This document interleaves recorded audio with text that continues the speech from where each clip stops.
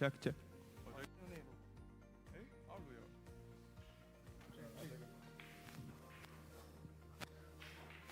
喂 ，hello hello。Hello everyone, stop practicing. And players who have match at 9 a.m., please get ready at your table.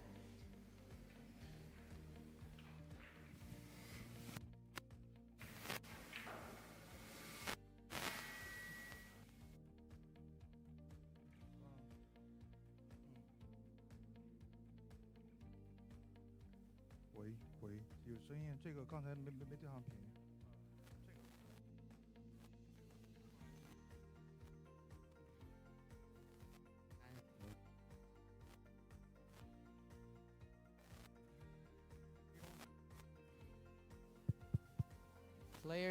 Players who have match at 9, please get ready at your table.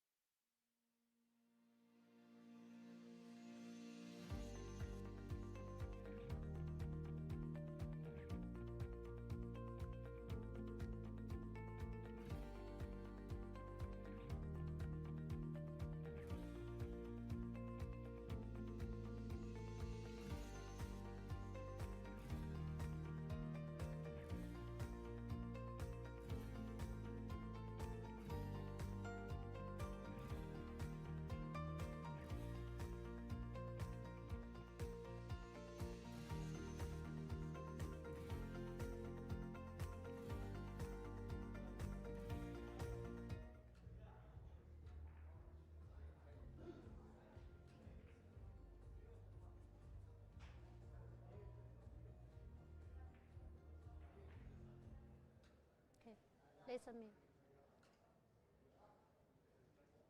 3, 2, 1, go.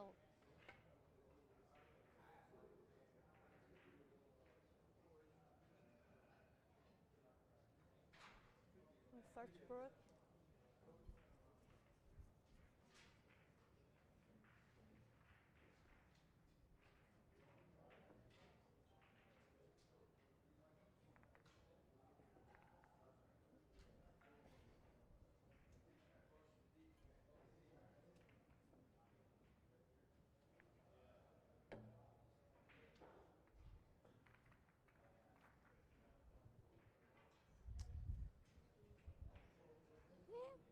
Một chúng đó.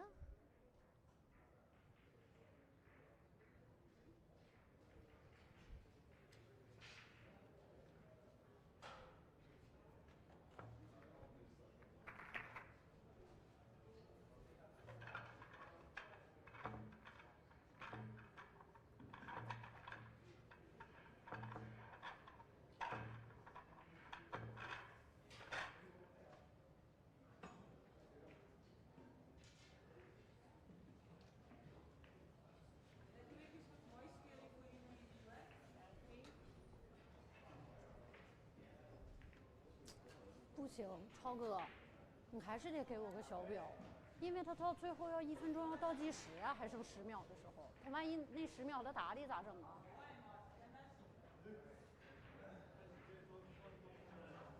那关键就是，假如还剩10秒，他真的就是在这。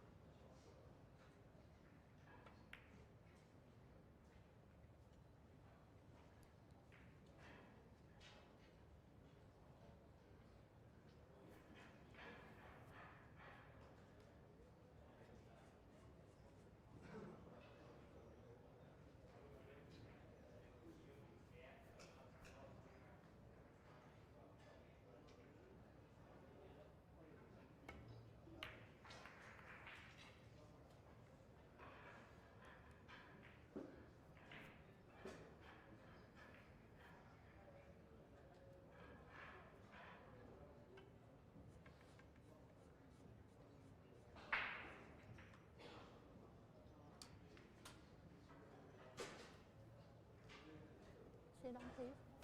Sit down, please. Reach.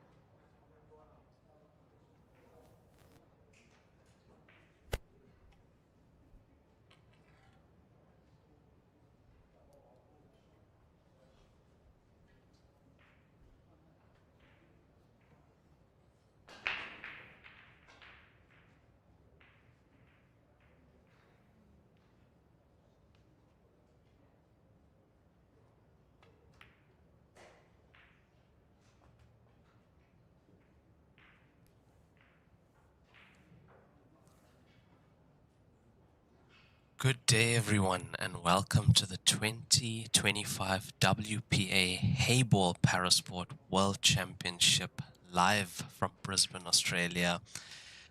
Brought to you by the WPA and presented to you by Joy and Lieberwin. This is day one of this event, and on the TV table, makes me so proud to say this, we have two South Africans on the TV table actually. We have Notuli Malusi against Stephanie Adams. And this is a race to 4, 100-minute time limit. You are currently joining us in the first frame.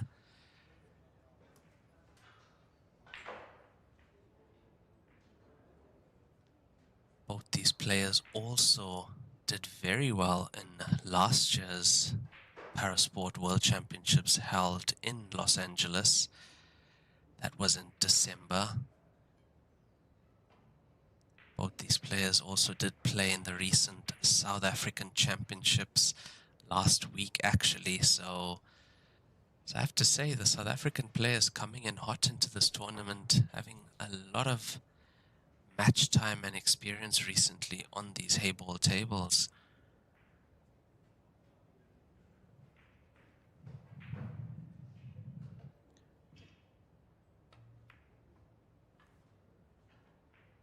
As you can see, that was Stephanie Adams on the table on stripes.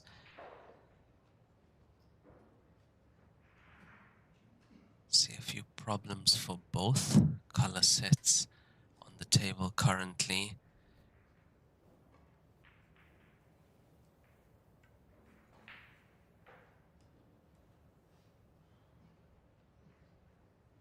I do believe that Tuli won the bronze medal last year at the 2024 Parasport Heyball World Championship. And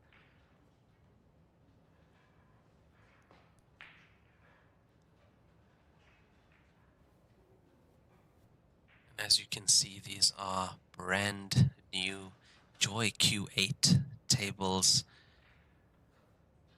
Only the best equipment used in these tournaments with the Lieberwin 8848 cloth as well, and Aramuth Pro Cup TV set balls.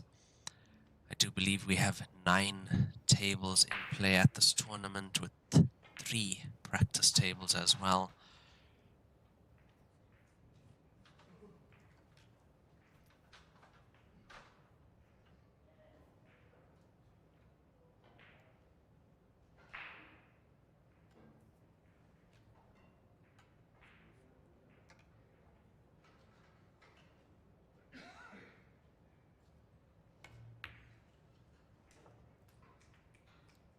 Oh, what a shot that is by Tuli. Looks like the 2 ball does go, so can she use that to get that cue ball down table?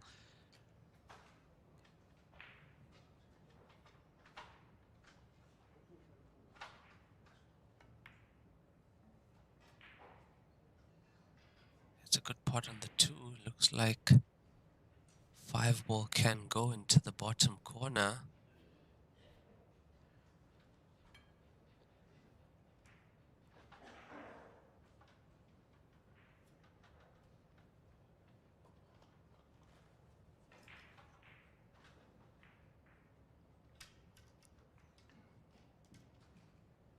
Just getting that extension on that cue.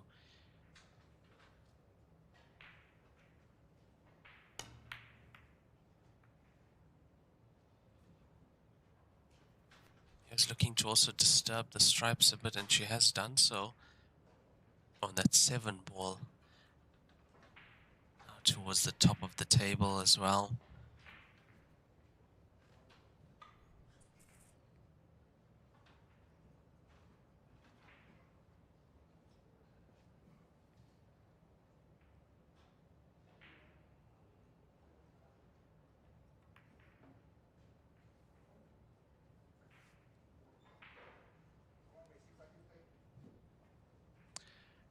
Things are slightly tight in this first frame at the moment. So in this tournament we do have 3 divisions.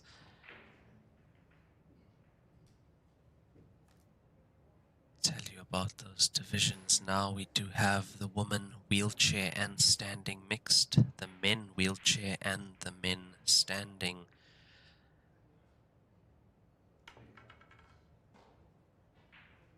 Sessions are from 9 a.m. to 9 p.m. daily from the 8th to the 10th, and we have the final rounds on the 11th from 9 a.m. to 3 p.m. and this is local time, Brisbane, Australia.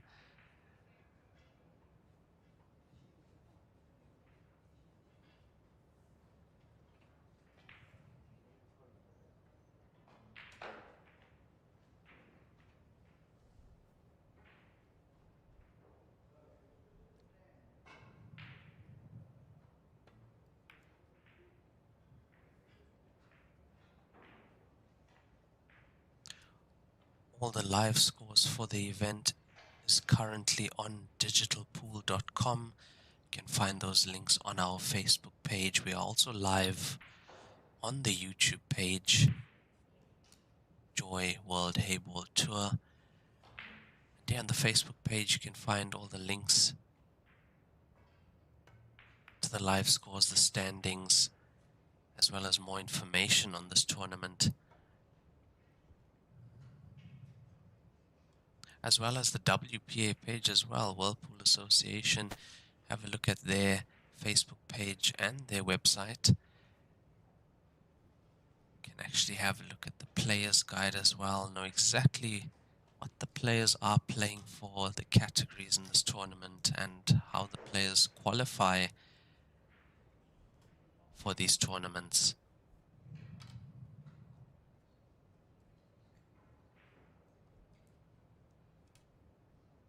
10 seconds.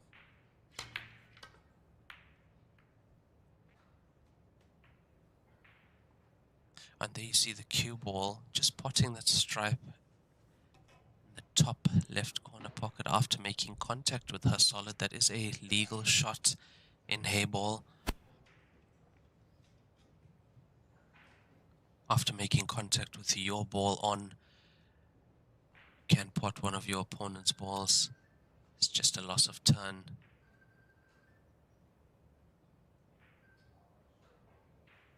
If you have been watching a few of the recent tournaments, that is an excellent shot from Stephanie. If you have been watching some of the recent tournaments, you'd have noticed that there are a few rule changes.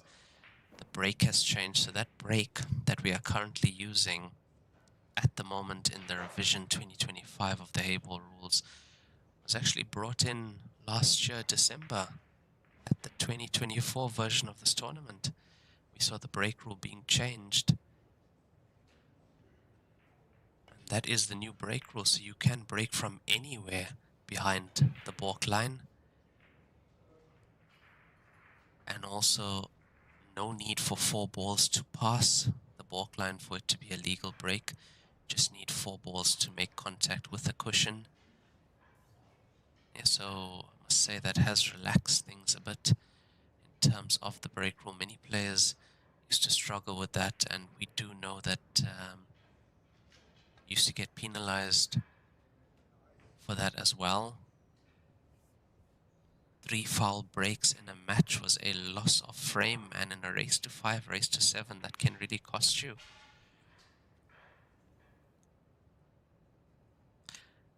So Stephanie deciding to leave the ball in the pocket. Yeah,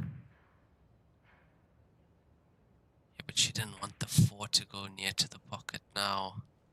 The whole point of leaving that ball in the pocket was so that the 4 was blocked.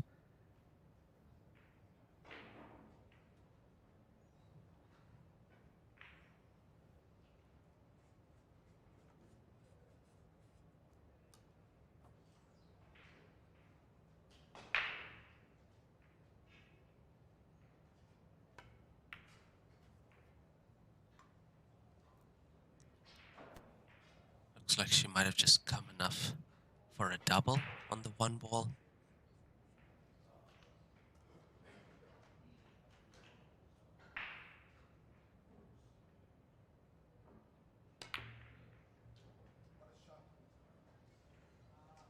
Oh, that was close. That was close, and now that shot, Stephanie with a real chance to get the first frame on the board. This is a race to 4. I do believe it is a 100-minute time limit.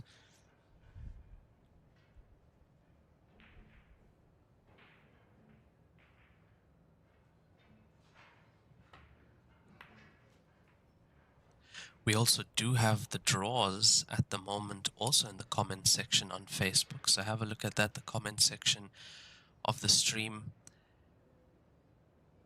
You can find the digitalpool.com draws for the men standing, men wheelchair, and women mixed.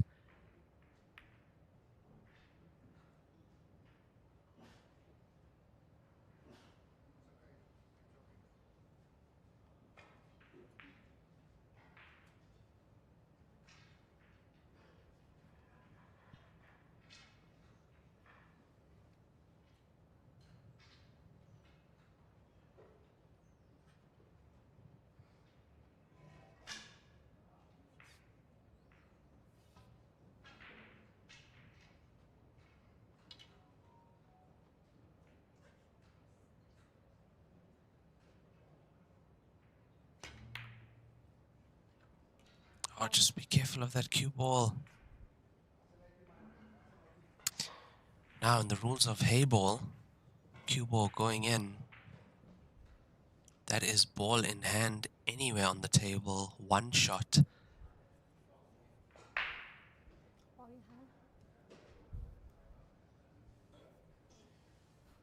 So you see Stephanie trying to get this cue ball closer to this black ball.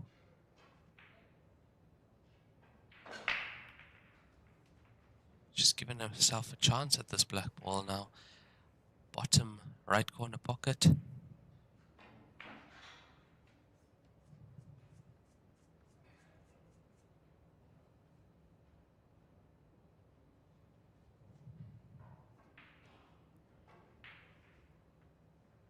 If she is going for that shot, the cue ball is also going to be doing quite a lot of mileage around the table. Very likely it can come for position somewhere on the 1. Have a look at the cue ball. There we go. Yeah, I could see that from the angle, and if you look at the angle she has on the 1 ball now, Tuli could get the cue ball down closer to the black ball as well.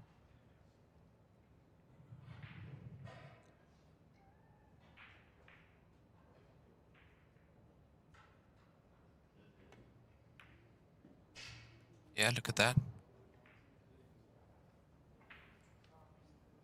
Have a look at that. Nice shot on that 1 ball to leave herself good shape on this 8 ball to the bottom left corner pocket.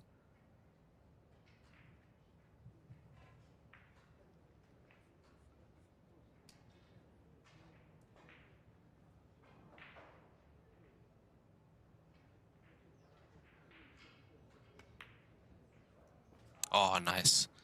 Nice. Very nice from Tuli to take the first frame. She goes 1-0 up in this race to 4 against Stephanie Adams. Nice little shot on the 1 ball to get shape on the black ball from Tuli.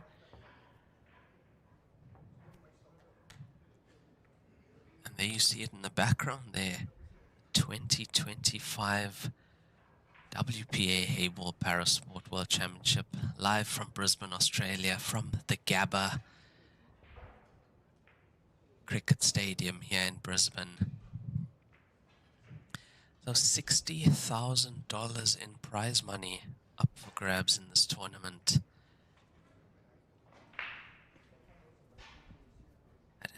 That is quite something. Having a look at that, we have first place getting, well, first place in each division getting 10,000 US dollars. Second place 4,000 US dollars. Third 1,500, and fourth place $750.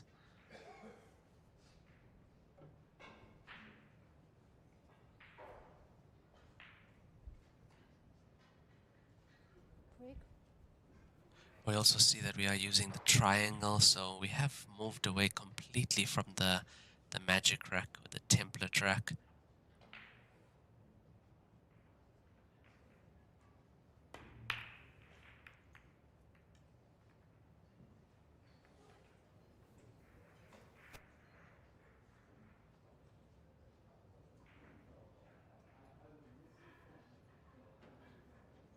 That is a legal break.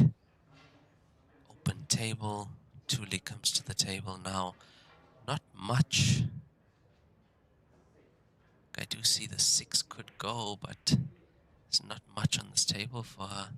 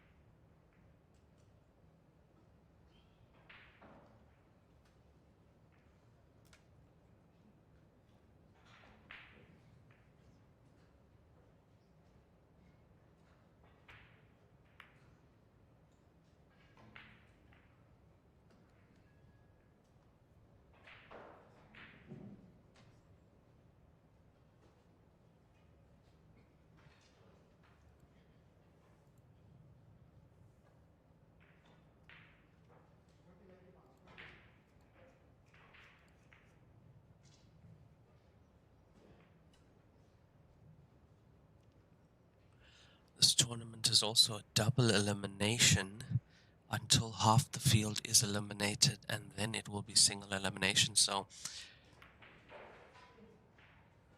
in the ladies division, the women's mix, it does look like it's a round robin race to 4 until half the field is eliminated, and then we go to a straight knockout stage of this tournament.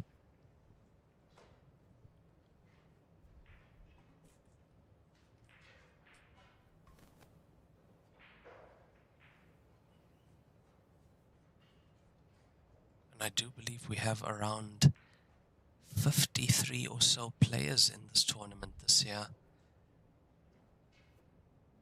It's another excellent turnout.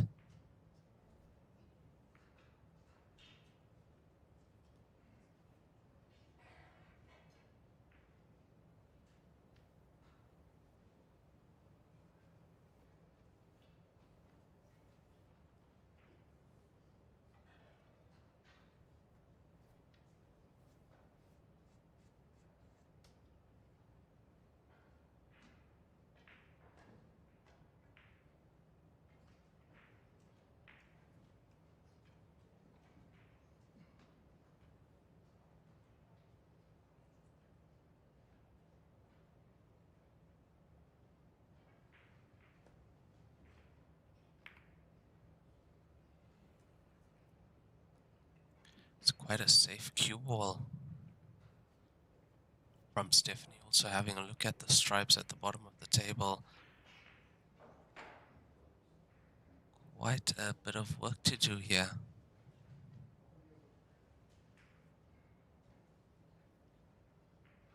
Also, we do have the Junior World Championships in a week or two, also in Australia as well, so stay tuned to our Facebook pages for more information on that. These tournaments are part of the Joy Billiards Uniting the World tournaments, and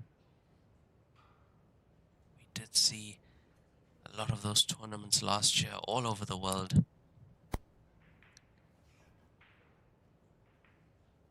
Trying to get Heyball tables on every continent. I think that's also why we saw an increase at the Masters, increase of players. We saw about 750 international players at the Masters.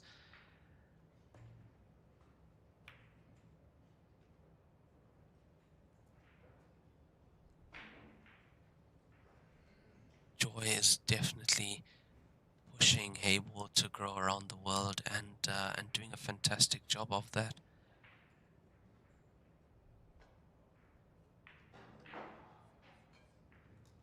And we are really looking forward to hopefully having Heyball in the Olympics as well. That is the goal.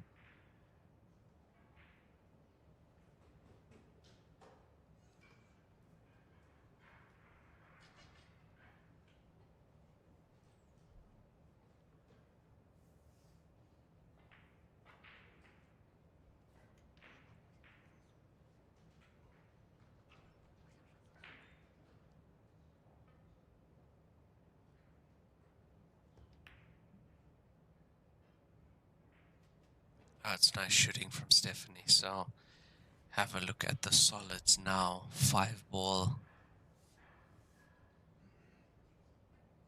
Bottom of the table. Does it look like it goes into the bottom left possibly?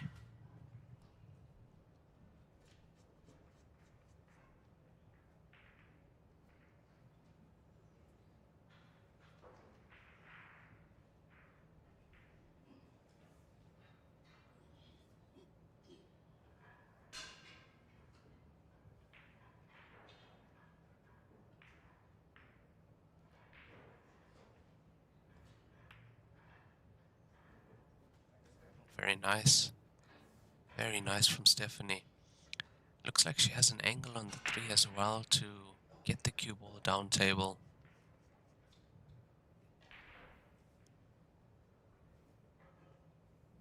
All a matter of where does this 5-ball pot. Keep your eye on the pot though, yeah. Sometimes when we're trying to force that angle a bit more, tend to just take our eye off the pot.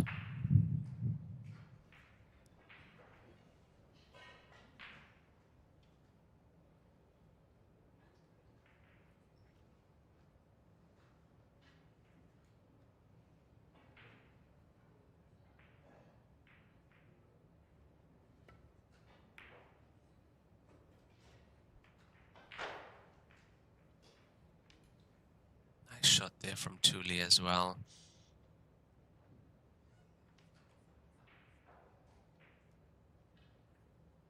And I would say there's a nice snooker available, a safety shot.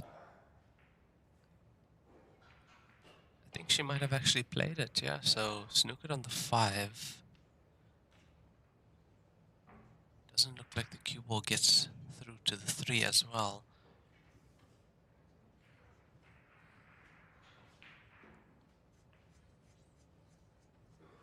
Here we have a nice look at the kit, also the South African kit. These players representing South Africa, and it makes me so proud as a South African as well to see our players doing so well at all these international tournaments.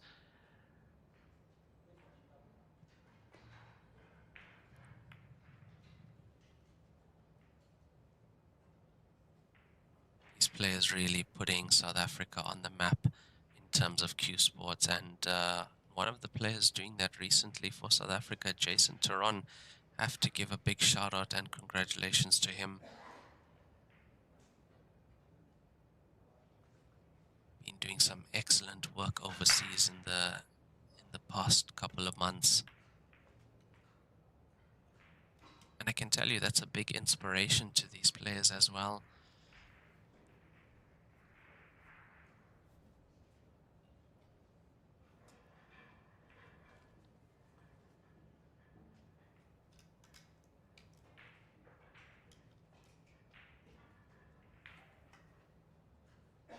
Tournament like this, a world championship, you are representing your country.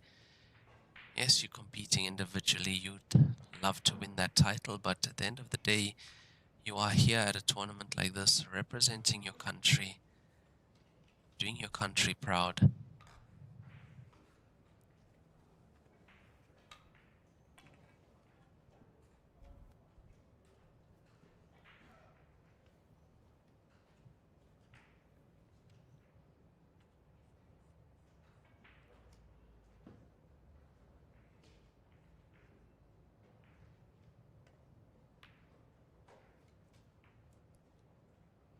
Just like that, we're seeing those stripes slowly disappearing.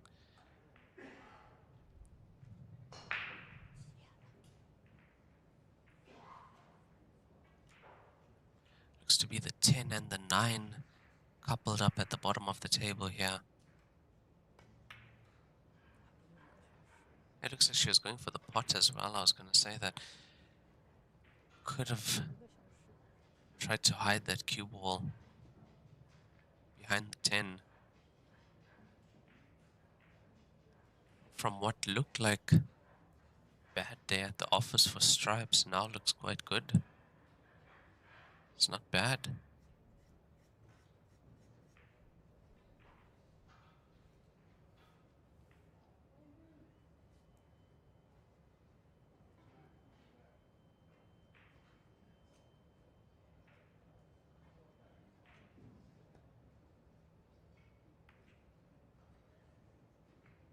That's a nice shot.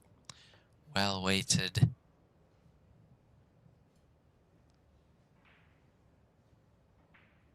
That's a really nice shot from Stephanie. Getting that 3. Top left corner.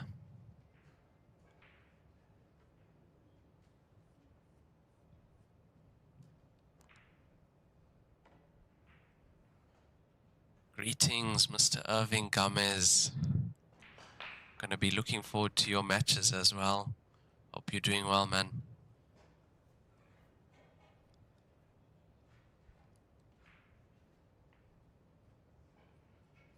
Do let us know what it's like there in Brisbane. How's the vibe? How's the tournament?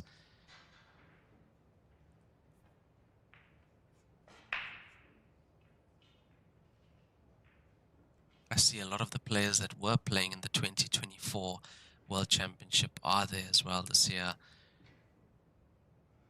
Made a lot of good friends at that tournament, and yeah, really nice to see them playing at this one as well.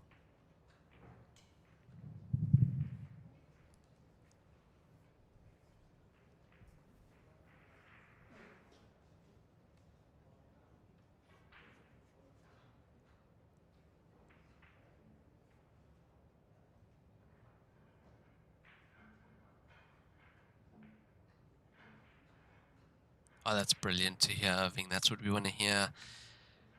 And from what it looks like, the venue does look brilliant. Brilliant venue, brilliant setup. The Joy team always pulling it off. They didn't have that many days, 3 or 4 days to pull this off, and what a job they've done. Always coming through for the players.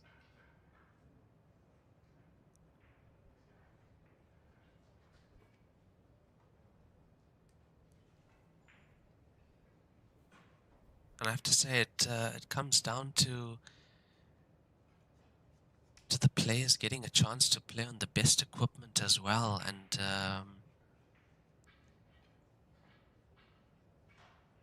that really gives you the best opportunity to showcase your skills, especially on a stage like this. And of course, we'd love for the players to be playing in the Masters and the events in China as well, where you'll be playing on the same conditions. So having that consistency across the board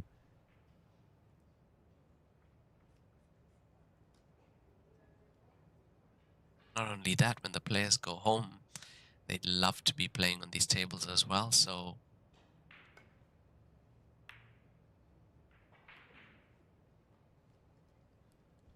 they know what it's like to be playing on these conditions on the Joy Q8 gold leg table. I did see that that opening ceremony, Irving. It was really fantastic. And yes, you are 100% right. It's just going to get bigger and better, and I do hope to see you soon, my friend, and especially at a tournament in China as well.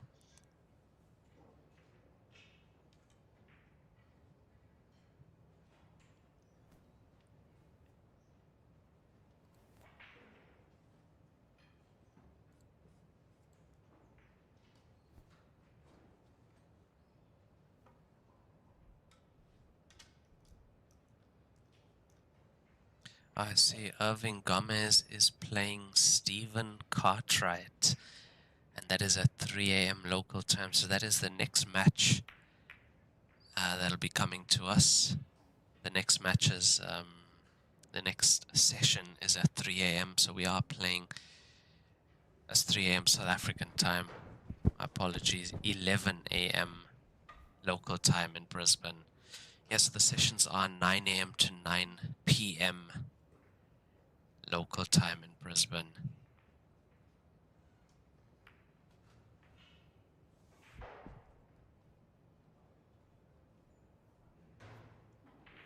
Yeah, that just gave you a hint of the current time where I am. GMT +2 in South Africa.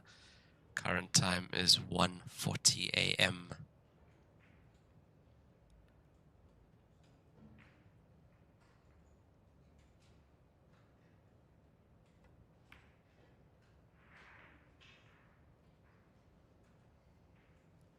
There was a good chance for Stephanie to get on the board as well.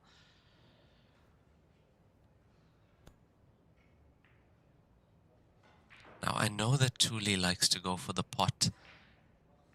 She loves to go for the pot, loves to go for the finish, but in this case, she needs to keep the cue ball safe.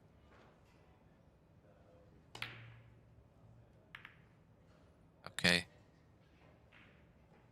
That's alright. That's okay. I was just hoping that she didn't play that cue ball up table. It's a good shot. Let's see what Stephanie can pull out now.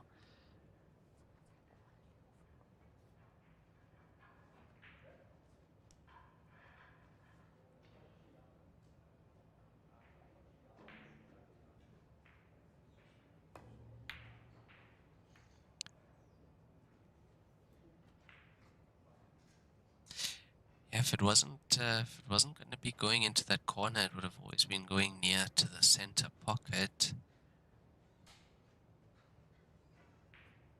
However, this is a good opportunity now for Thuli.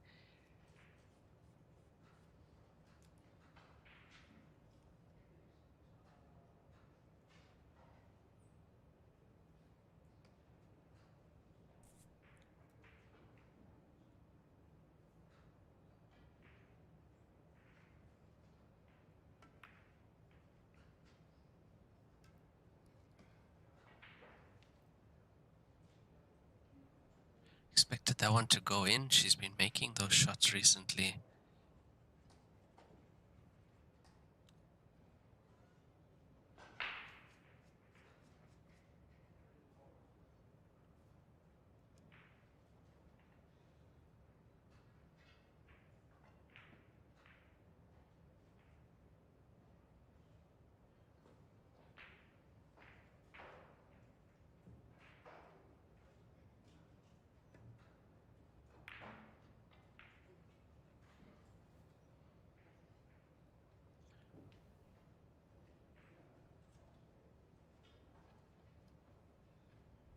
Black ball pretty much where it was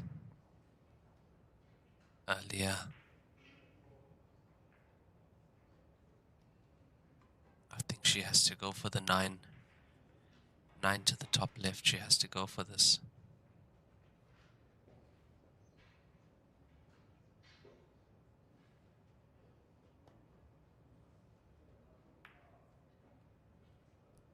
was that not dropped? She did play that well. Cue ball safe though. Cue ball is definitely safe, and I don't know. Do you roll this near to the pocket? Leave it in the jaws and take a chance, or do you go for this?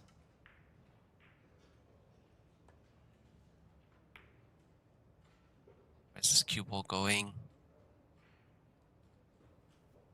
Okay, black ball's in a better situation now at least.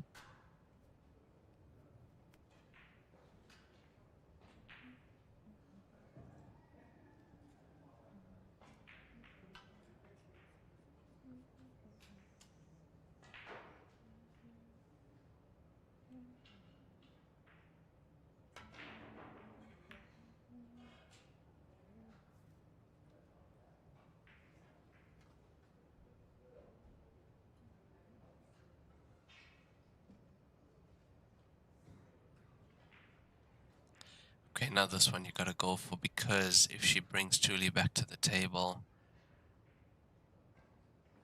stripes are looking good. Somehow she's always getting that cue ball safe again. But this time I think it does pass. Julie just having a look at whether it does. Pretty sure it does. She could even go rail first.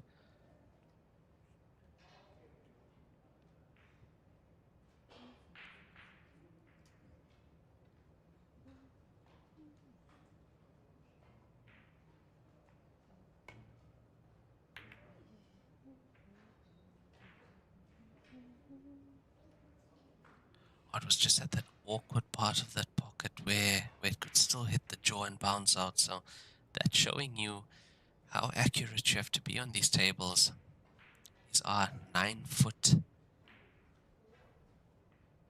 fully slate tables, steel block cushions as well, snooker cut cushions and pockets.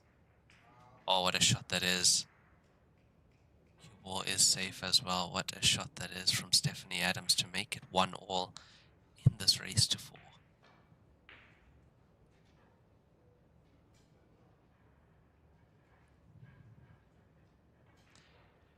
I do believe this is a 100-minute time limit match, and if the scores are tied at 100 minutes past, we will be having a penalty shootout, and the penalty shootout spot has changed to the foot spot now.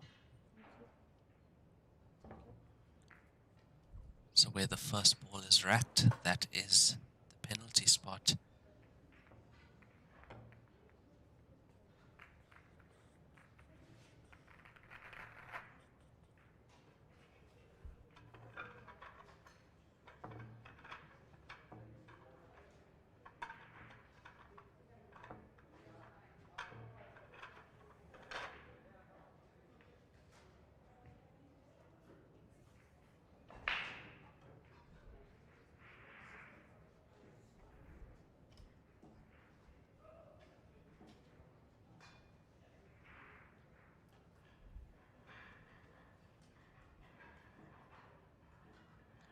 Score now 1-1 in this race to 4.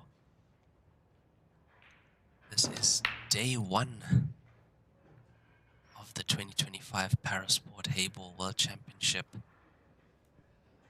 A lot to play for. $10,000 to the winner of each division in this tournament.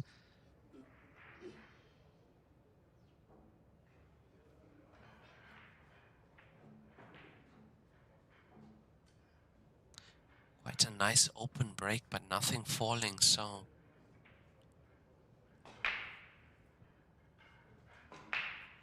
Stephanie to the table, and it does look like,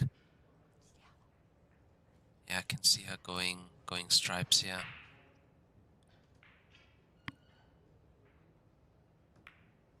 No, deciding not to take the stripes. I was sure she would have taken stripes, judging by the stripes right here in the pockets. However, open table.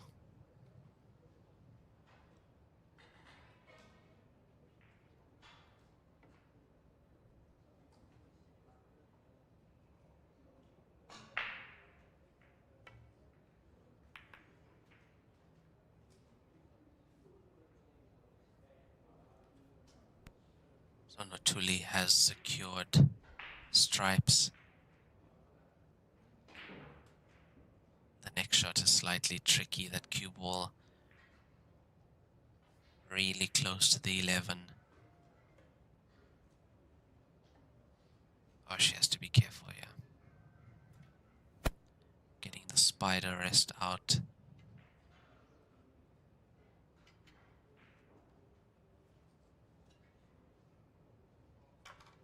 She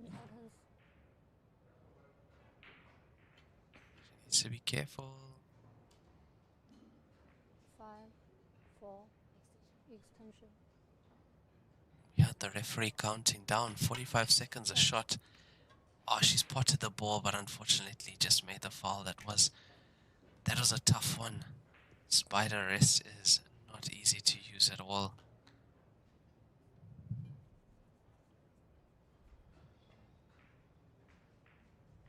Ball in hand.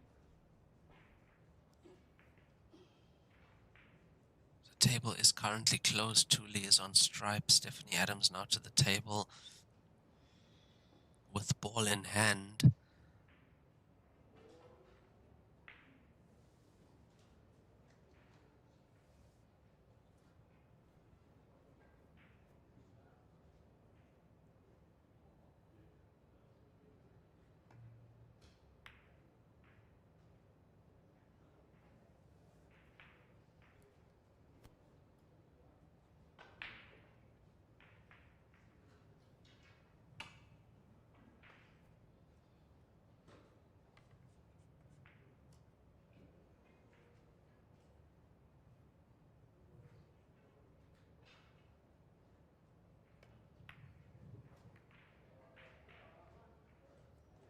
That shot freeing up the black ball to the bottom right pocket as well. And now, having a look at this table, not many stripes left.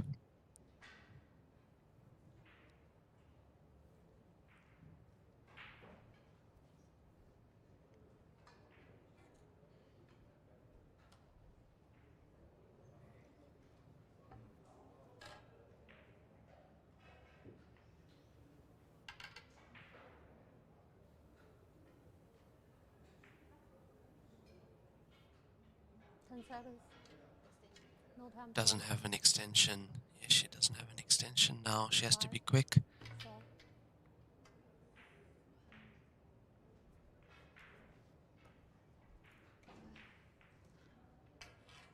Yeah, the time just caught her slightly, so players have 45 seconds a shot.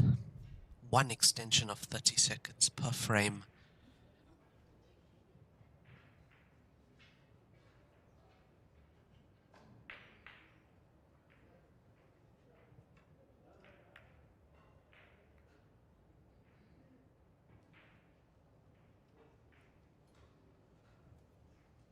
And we do want to thank all our viewers tuning in for our tournaments from across the globe.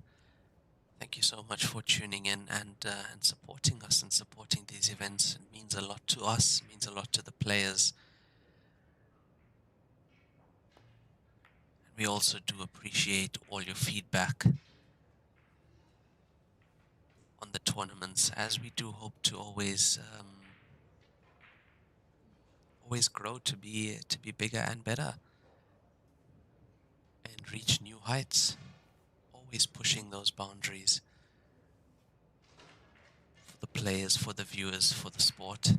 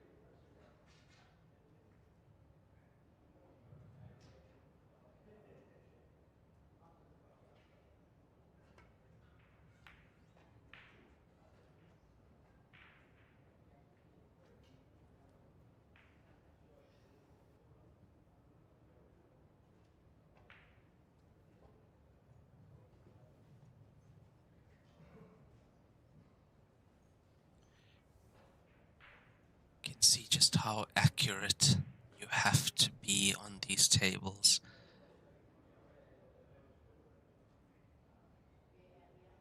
Really, really needs full concentration in every pot.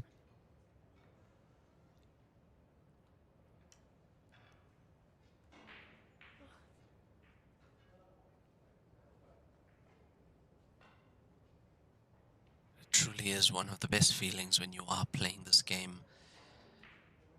And potting and making the clearances, one of the best feelings.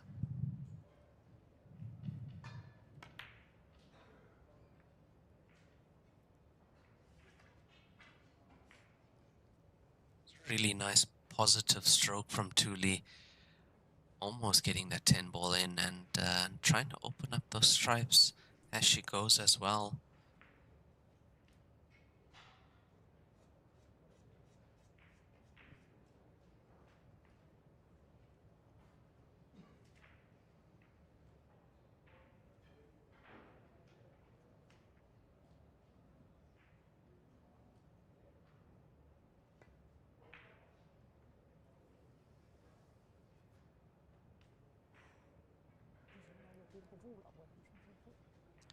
Yeah, that was a really, really fine cut needed on that 5 ball.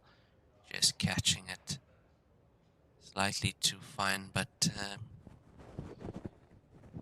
is cue ball opened to the stripes on top of the table? It does look like.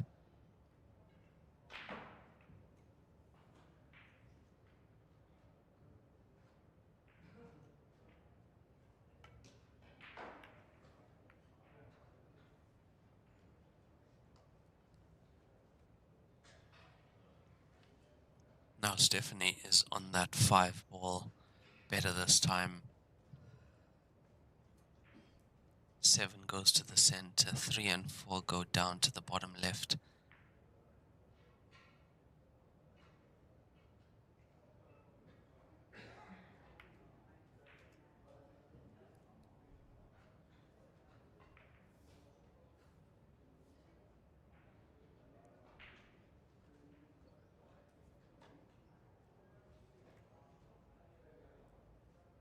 Situation like this, I'd be taking the 4 most likely.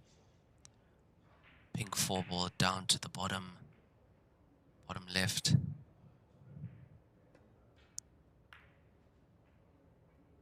Managed to catch both, so she's opened them up. 3 also goes into the center as well now. Making sure to always keep that cue ball with a bit of distance between Thuli and her object balls at the top of the table.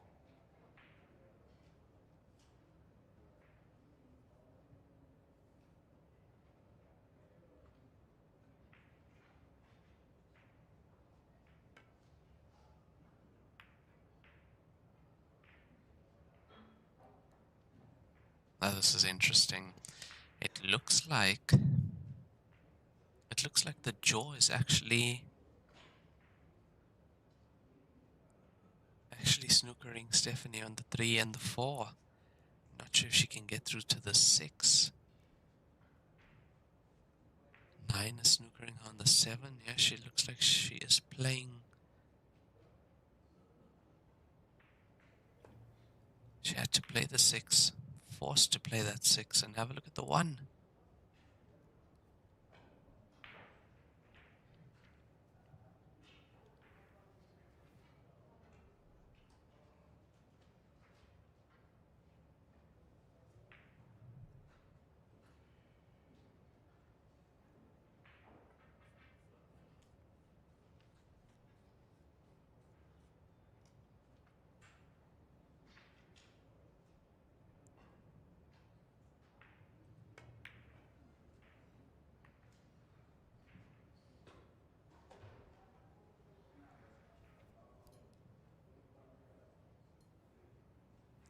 Also trying to leave that distance between cue ball and object ball.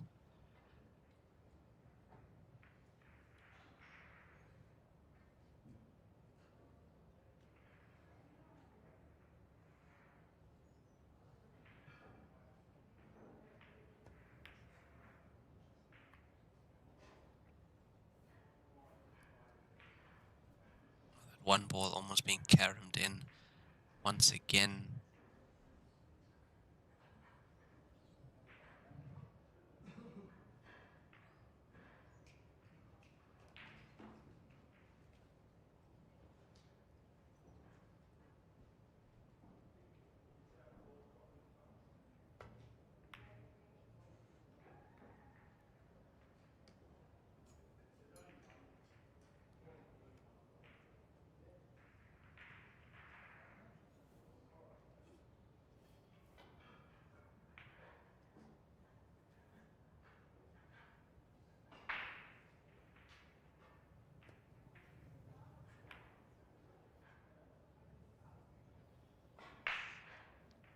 Yeah, that distance between cue ball and object ball does make it tough.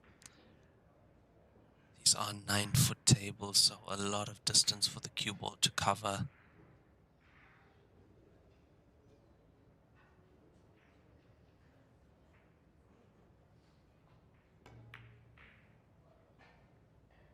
Where's the cue ball this time? No, this time she spotted it. Once again, ball in hand for Stephanie Adams.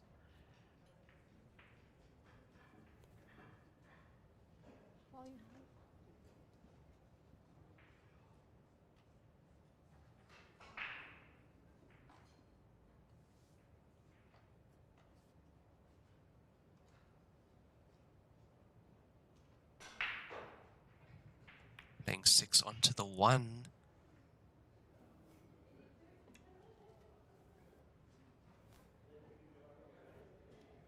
Yeah, because that 1 is so deep in the pocket, the 6 just caught the cushion slightly too early.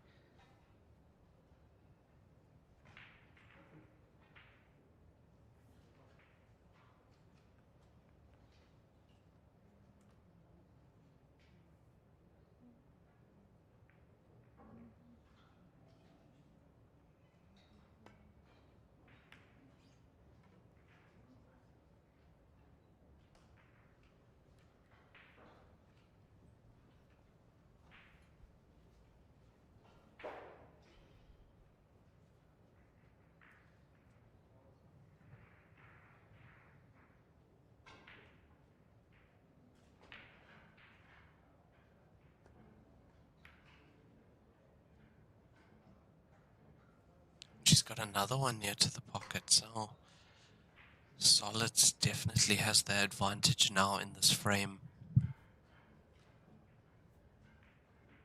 And score is currently 1-all in this race to 4.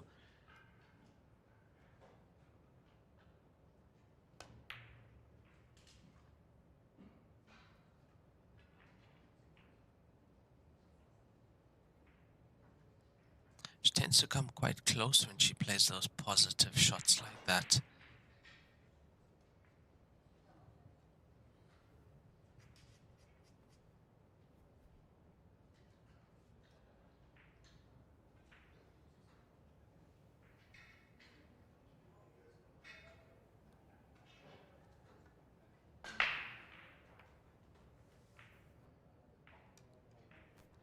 Okay, is she gonna go 6 onto the 1 again?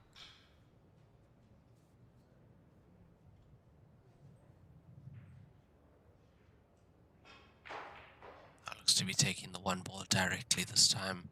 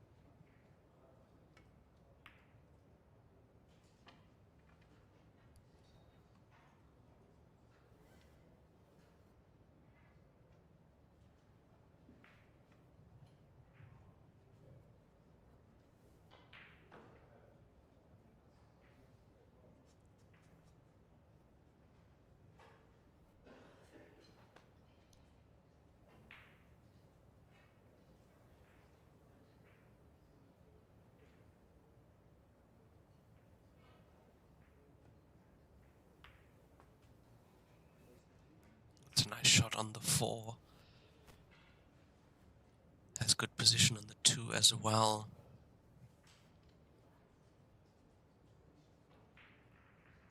Opportunity to stun into the 6 if she chooses to. And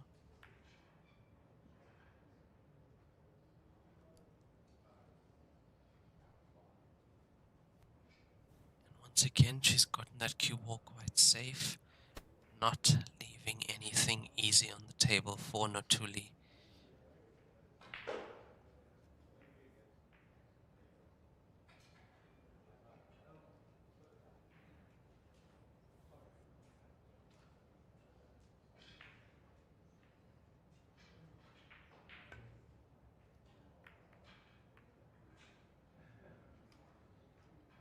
Yeah, she could just see the edge of that 10 ball.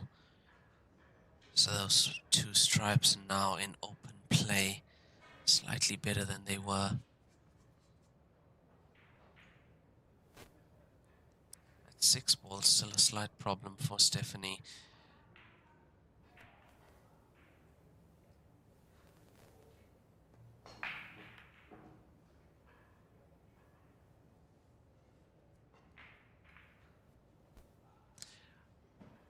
Earlier in this frame, I would have said that solids definitely did have an advantage. But if you see now, the stripes are looking more and more open every shot. That's the thing about this game. That's 1 or 2 good shots and what looked like a bad situation can become much better for you. Bring yourself to a more open table.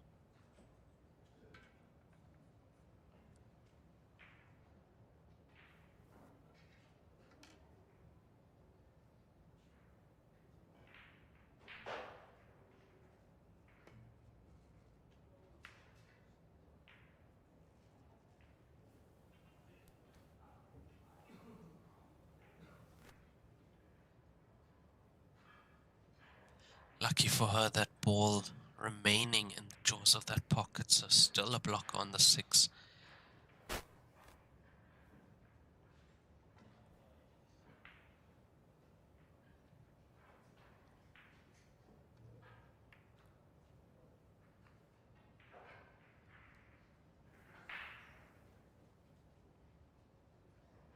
I think Tuli has to take the center pocket now.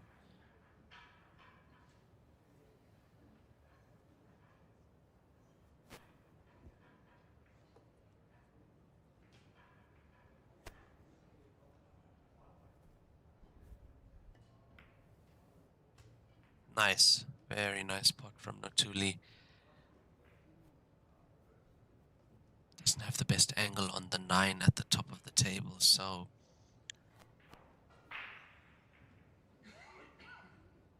might have to go down first. Yeah, she's going for this. Has a gap onto the 9 as well.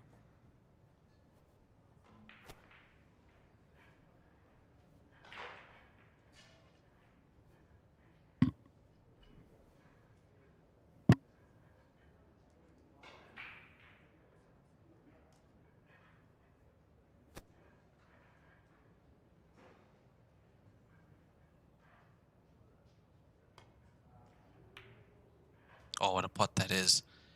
What a pot that is, but this cue ball needs to hold up.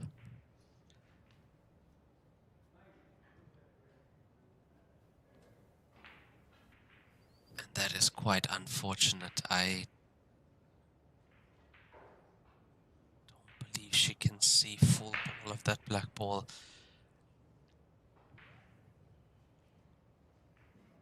Oh, she's looking at the 1 rail kick. That was very close. Very close indeed, and that will be foul ball in hand for Stephanie Adams now. Pressure shifted onto Stephanie as she has to make this finish. As you see, black ball in open table.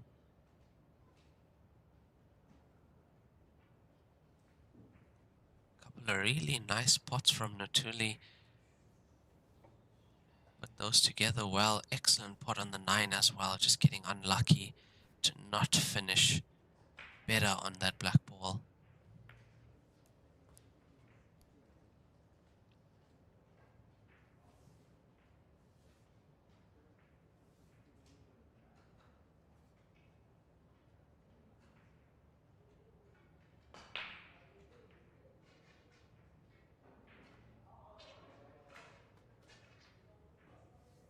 Cue ball needs to travel a bit, it has.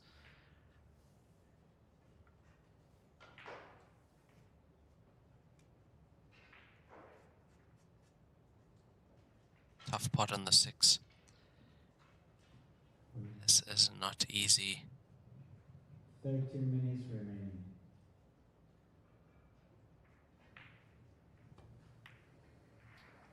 Oh, that's a brilliant shot. Brilliant shot from Stephanie. And I do believe the announcement was 30 minutes remaining. So these sessions are timed 100-minute time limit per session.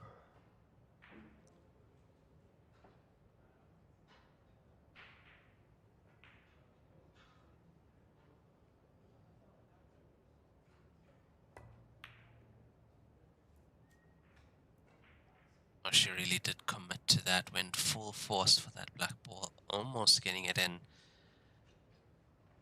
That was very nearly. And now, with 30 minutes remaining, all to play for.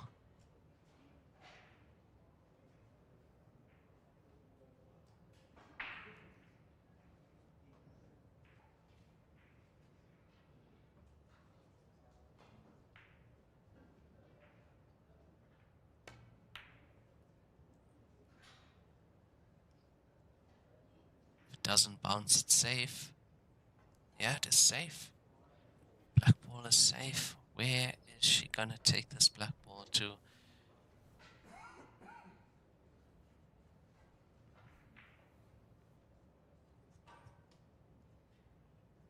But to judge a safety on brand new cloth as well. Very tough. Brand new cloth, brand new balls.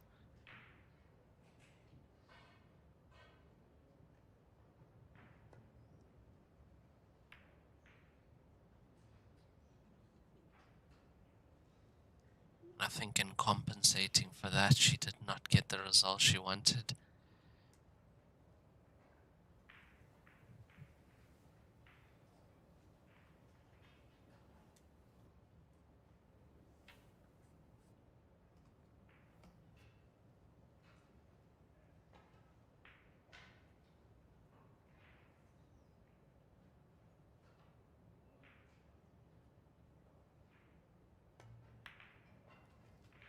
Oh, good shot from Notuli. She makes it 2-1 in this race to 4 over Stephanie Adams.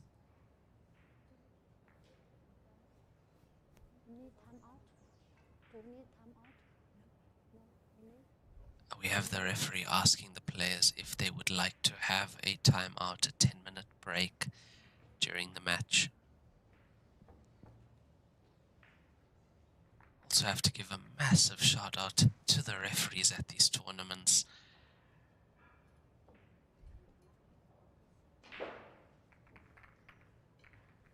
Really, really, really doing the best they can as well.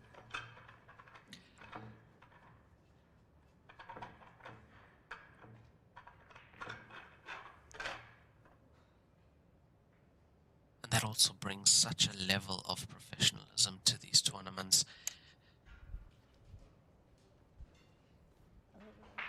If those four not time out, in this game cannot time out until finish this game. Hello, 10 left. Or 10 left? 100 minutes. Yes. Time out. Okay, it looks like the players have decided 10 minutes. Time out. to take a 10-minute timeout. 我需要暂停。So stay tuned with us. We will be back in about 10 minutes or so.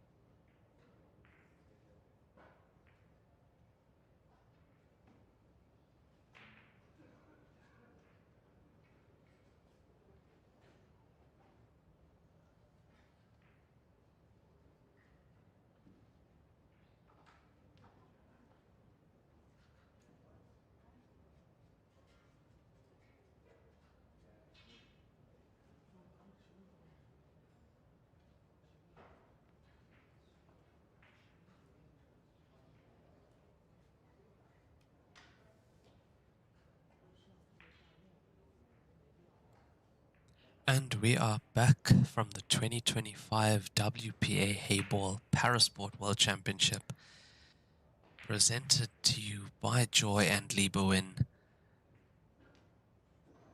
This is currently day 1 of this event, live here in Brisbane, Australia. Score currently 2-1 to Notuli Malusi from South Africa over Stephanie Adams from South Africa as well. This is a race to 4, 100-minute time limit.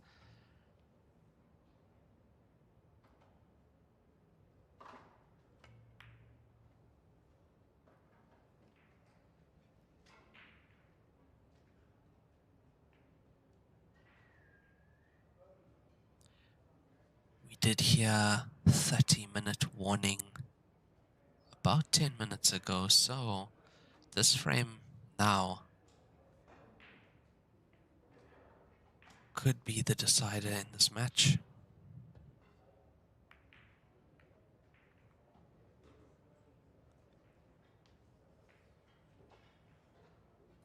Still is open table.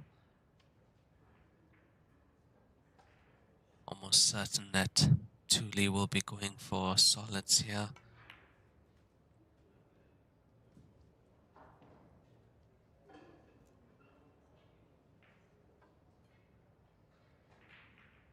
Lovely aerial view of the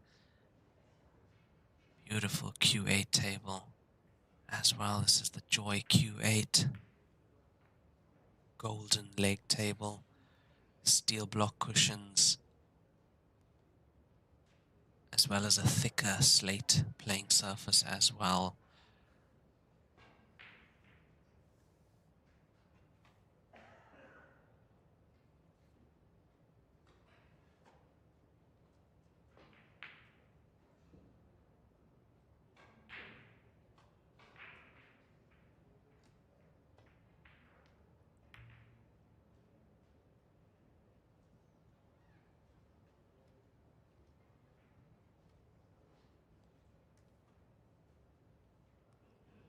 So currently in the situation, the safety play would be benefiting Notuli because she is currently ahead, and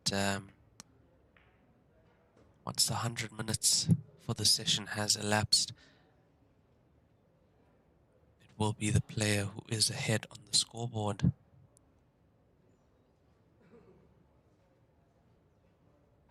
That'll be the winner of the match. If it is tied, I'm pretty sure we will be going to penalties. Penalty spot has moved as well. Penalty spot is now on the foot spot. So where the first ball is racked, that is the new penalty spot. If you have been following Heyball, you'd know that the previous penalty spot was quite difficult.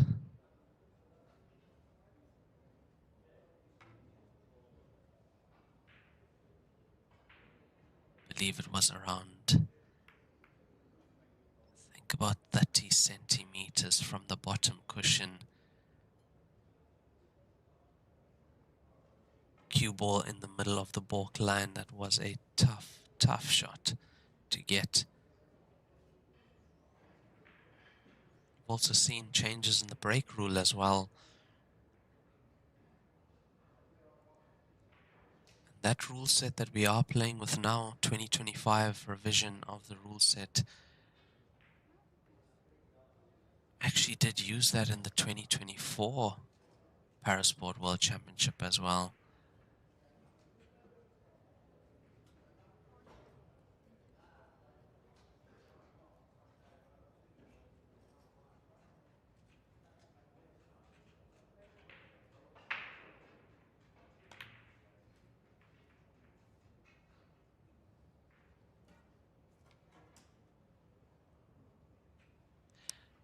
Come slightly forward that cue ball to play the 2 next. So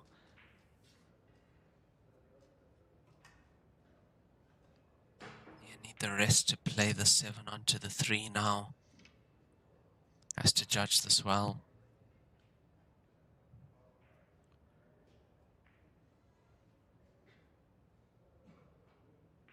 So much to play for in this event. I mean,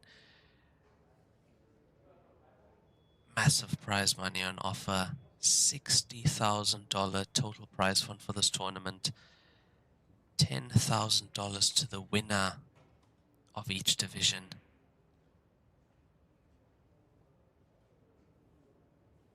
Obviously, to be crowned the 2025 WPA Heyball Parasport World Champion.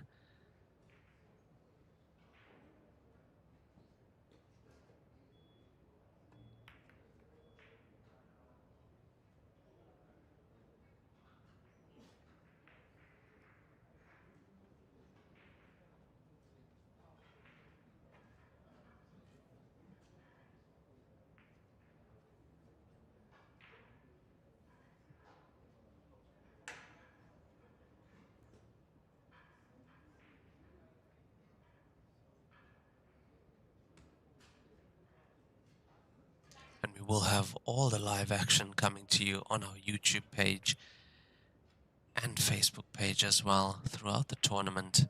Sessions are from 9 a.m. to 9 p.m. local time in Brisbane, Australia.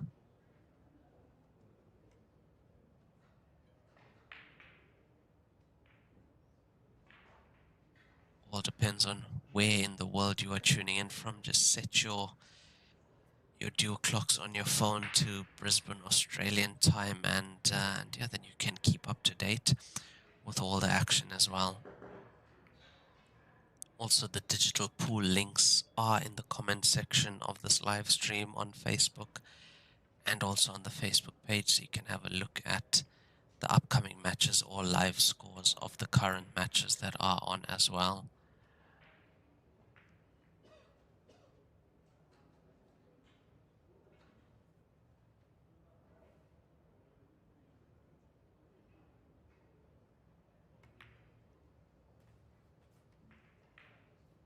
I actually do think we'll be getting a 10-minute warning soon for the session to end.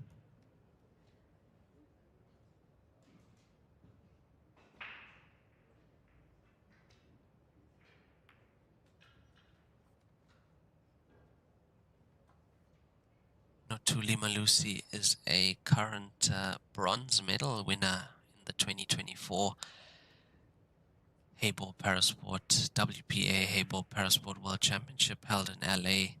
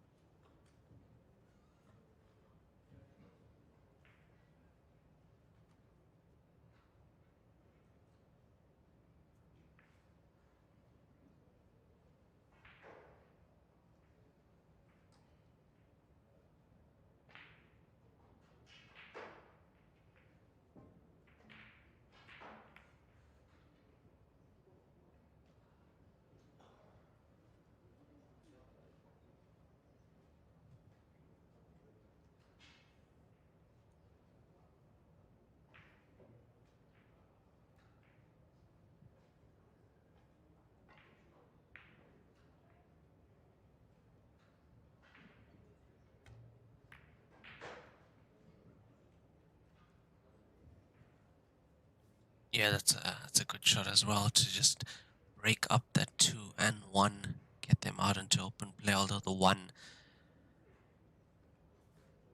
still a slight problem. Pressure definitely is on Stephanie now. Down 2-1, time running out. This is becoming a must-win frame for her.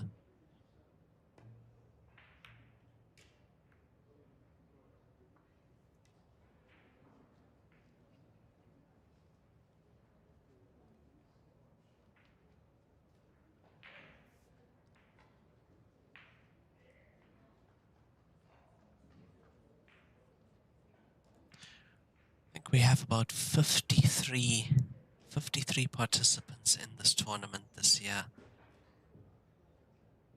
Excellent turnout once again. Oh, what a shot that was from Ratuli into the center pocket. Excellent.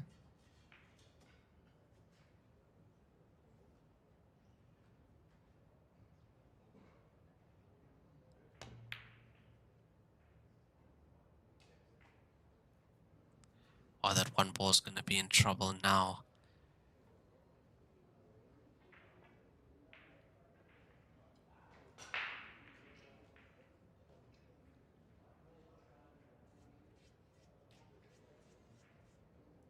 The way I see it, when she does come back to the table, she has to play the one onto the stripe and secure that pocket with that one ball.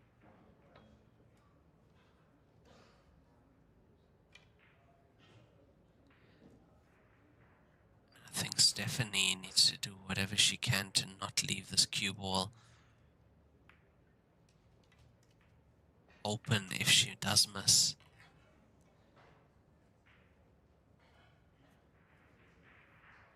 She might have just forced herself to take that pocket shot now, to take the 10 on.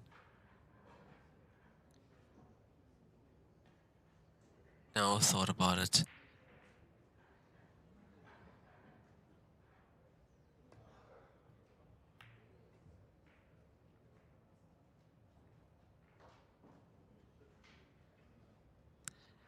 Now let's have a look at what Tuli decides to do. She's leaving the one there, deciding to go for the 2.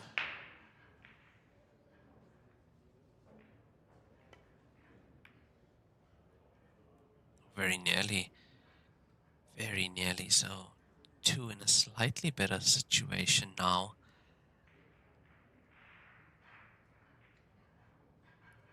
If Stephanie could find a way to release that 15 off the rail, or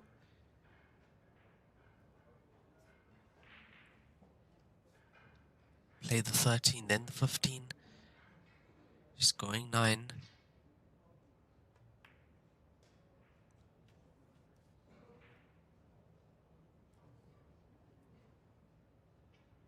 She could play the 13 into the center and then the 15 down next.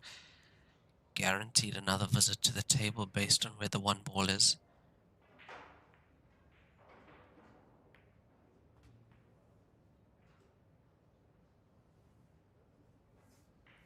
Cloth is quite fast. Brand new Liber win, 8848. Excellent cloth to play on.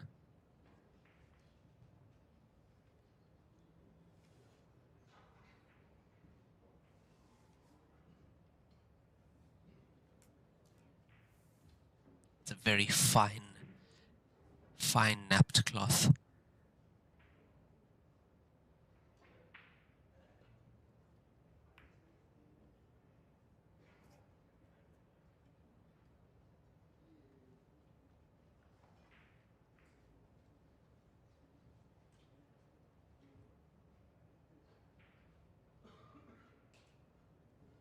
So she did manage to get that 15 into a better place.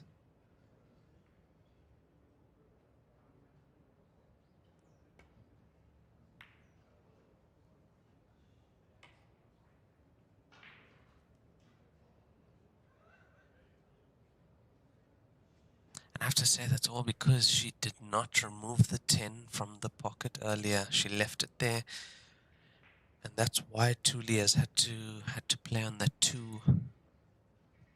Now with the 2 being where it is,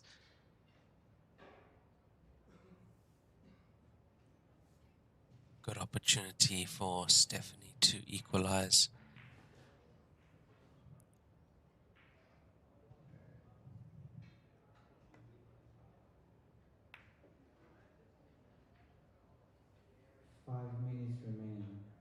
And there we hear 5 minutes remaining in the session.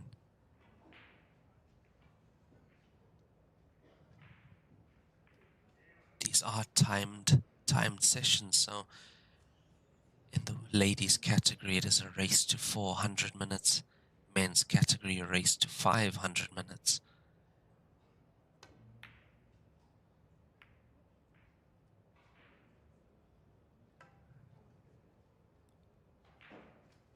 do have 3 categories in this tournament: the women's wheelchair and standing mixed, men's wheelchair and men's standing.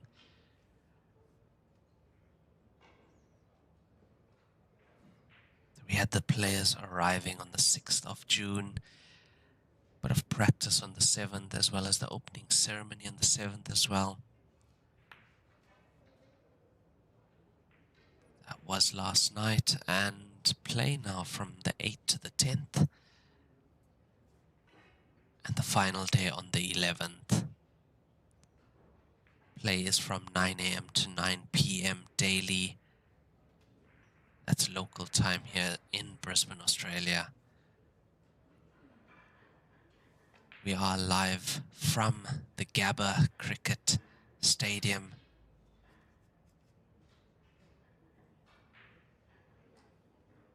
"12 tables in total, 9 playing tables, 3 practice tables, all Joy Q8.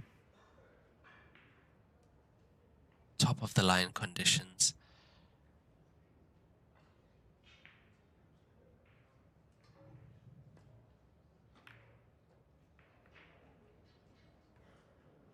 I actually don't think that could go. It was too close to the black ball. That was the best she could do with that.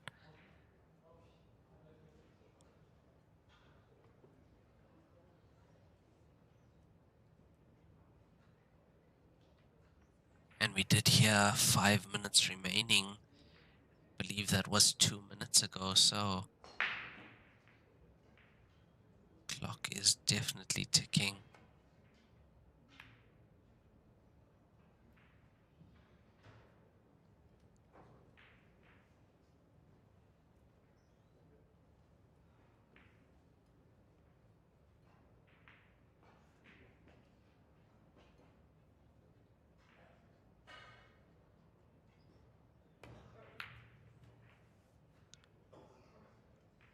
Oh, she tried the banana shot there. That was an excellent attempt. Almost got it.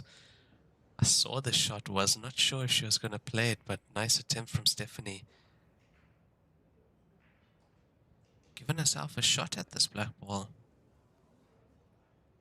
Putting it into a really good position now.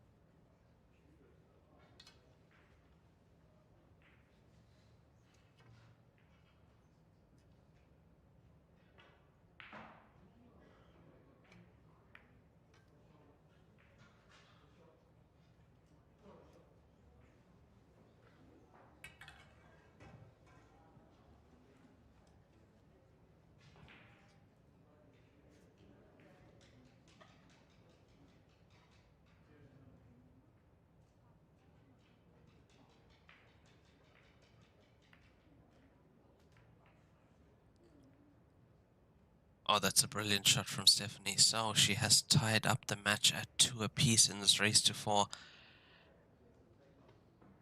And I do believe time is almost up.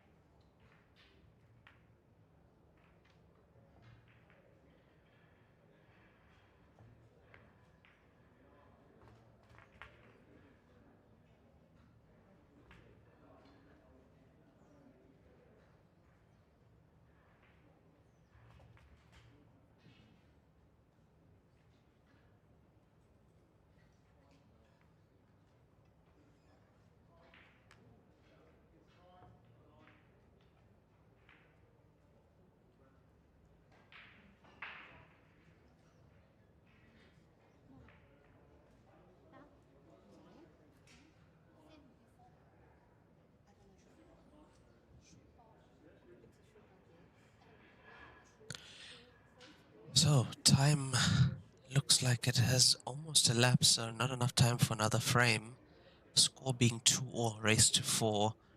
100-minute time limit. Looks like we'll be going to penalty shootouts. Here we are. So Natuli Malusi and Stephanie Adams from South Africa.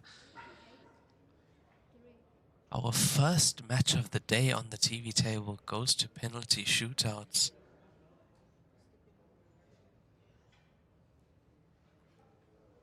And there we see Natuli Malusi winning the leg.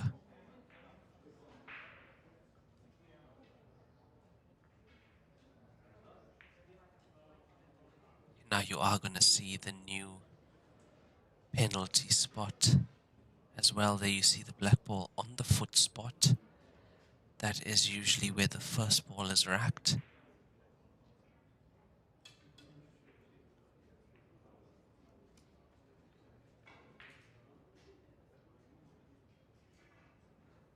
So shootout.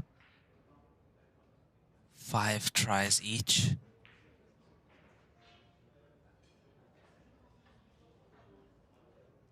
And you don't need to call a pocket, so black ball can fall in any pocket. Is a legal shot. Cue ball must stay on the table as well.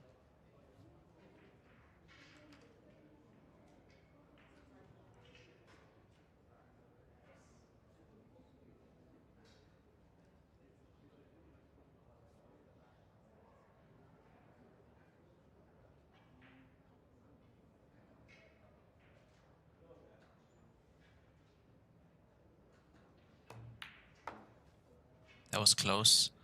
That was close.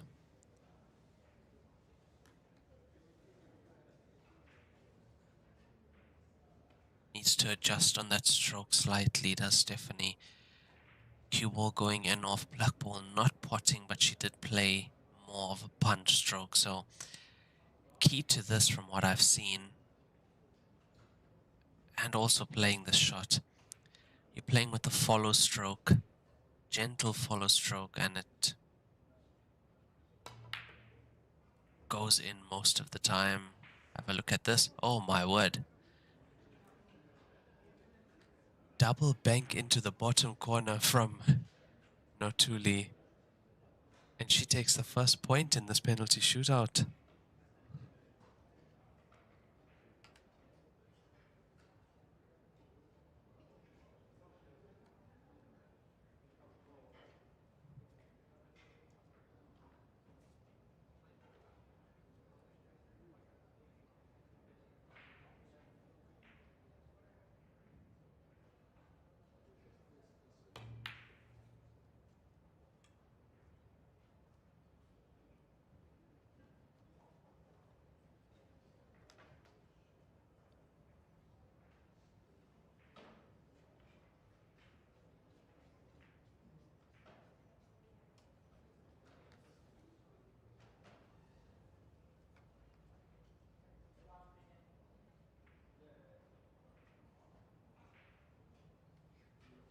So I believe this is the third attempt.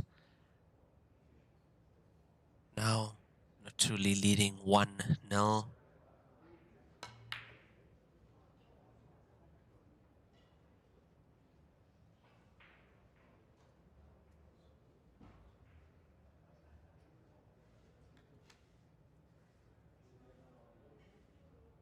I'm actually in shock at the shot she's going for. That is such a tough shot.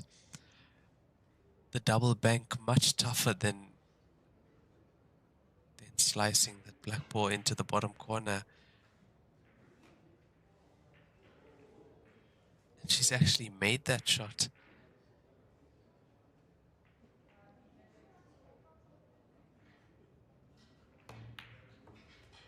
Oh, what a shot that is. What a shot that is from Stephanie Adams. So I believe that was the third try for both players. Score is now 1-all in the penalty shootout. Notuli would be coming to the table for her fourth attempt.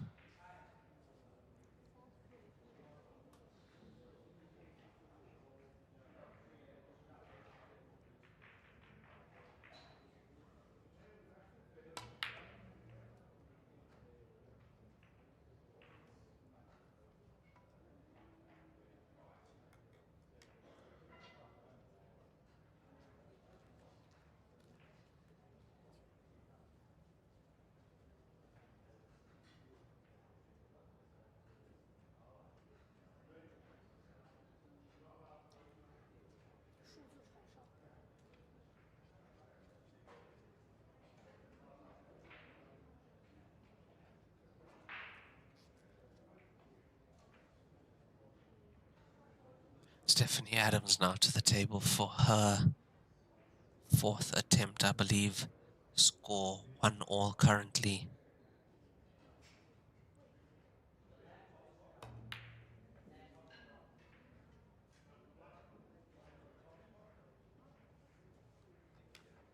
And if scores are tied, by the end of 5 tries, we do go to sudden death.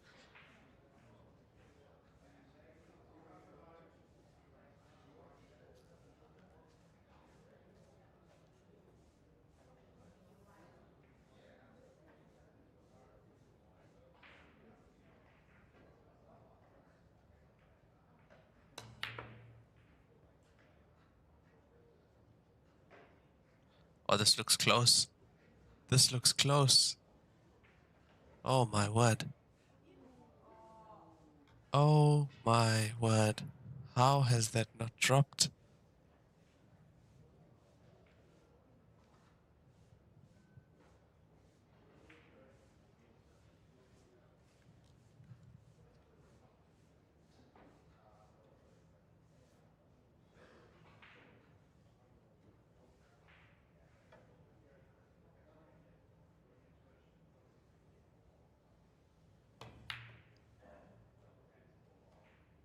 Oh, this looks close.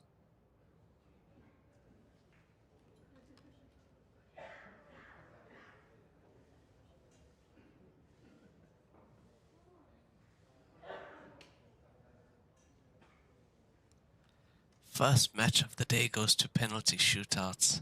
Amazing stuff here at the 2025 WPA Heyball Parasport World Championship.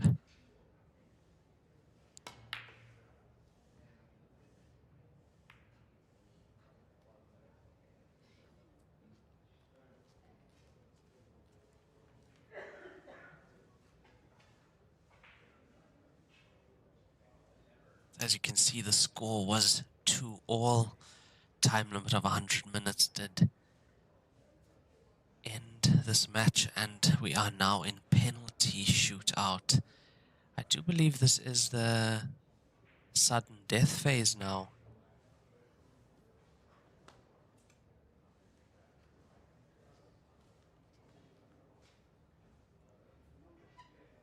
Score being 1-1 in the penalties.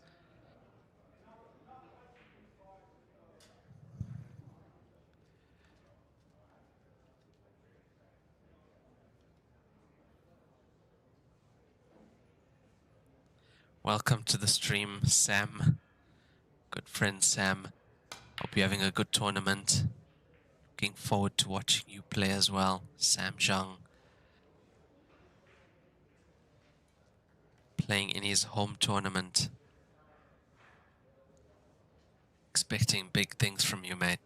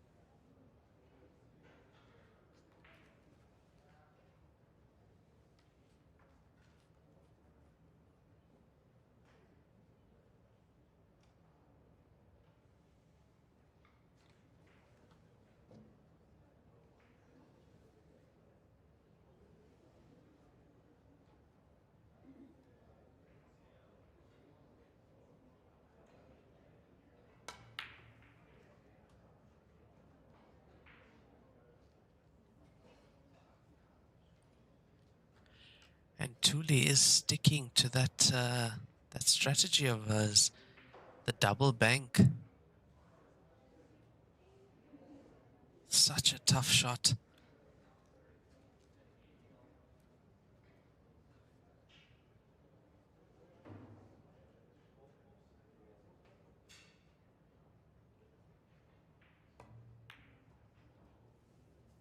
I was just about to say the alignment looked really good on that one from Stephanie, and that was really close as well.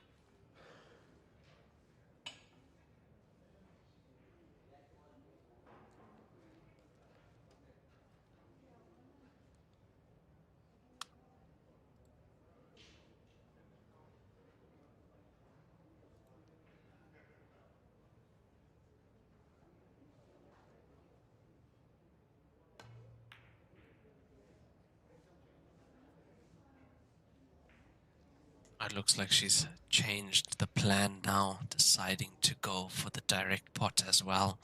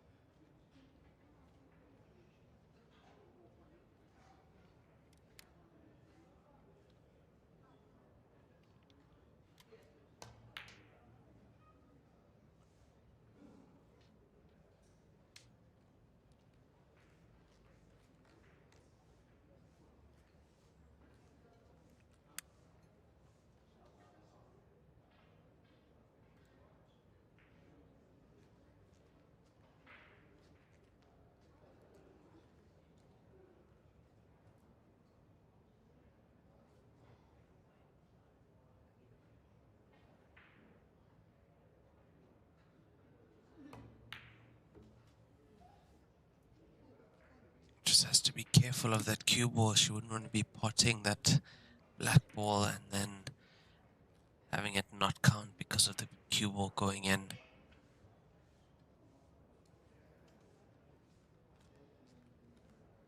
Had a good look at that cue as well. That's the Predator 3143 shaft.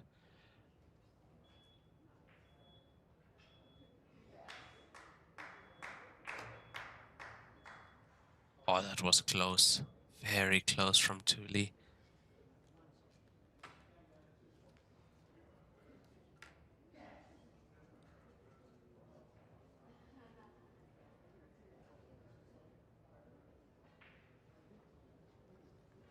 And we will have our next match on the TV table starting almost immediately after this one.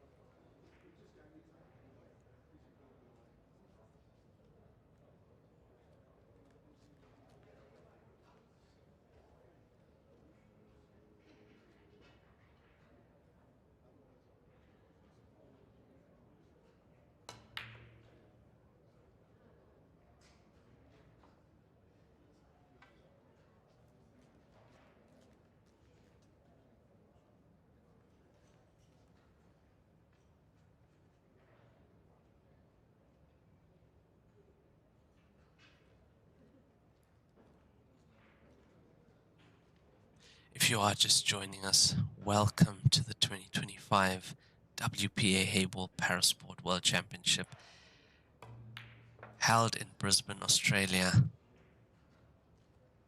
This is day one and this is our first match of the day.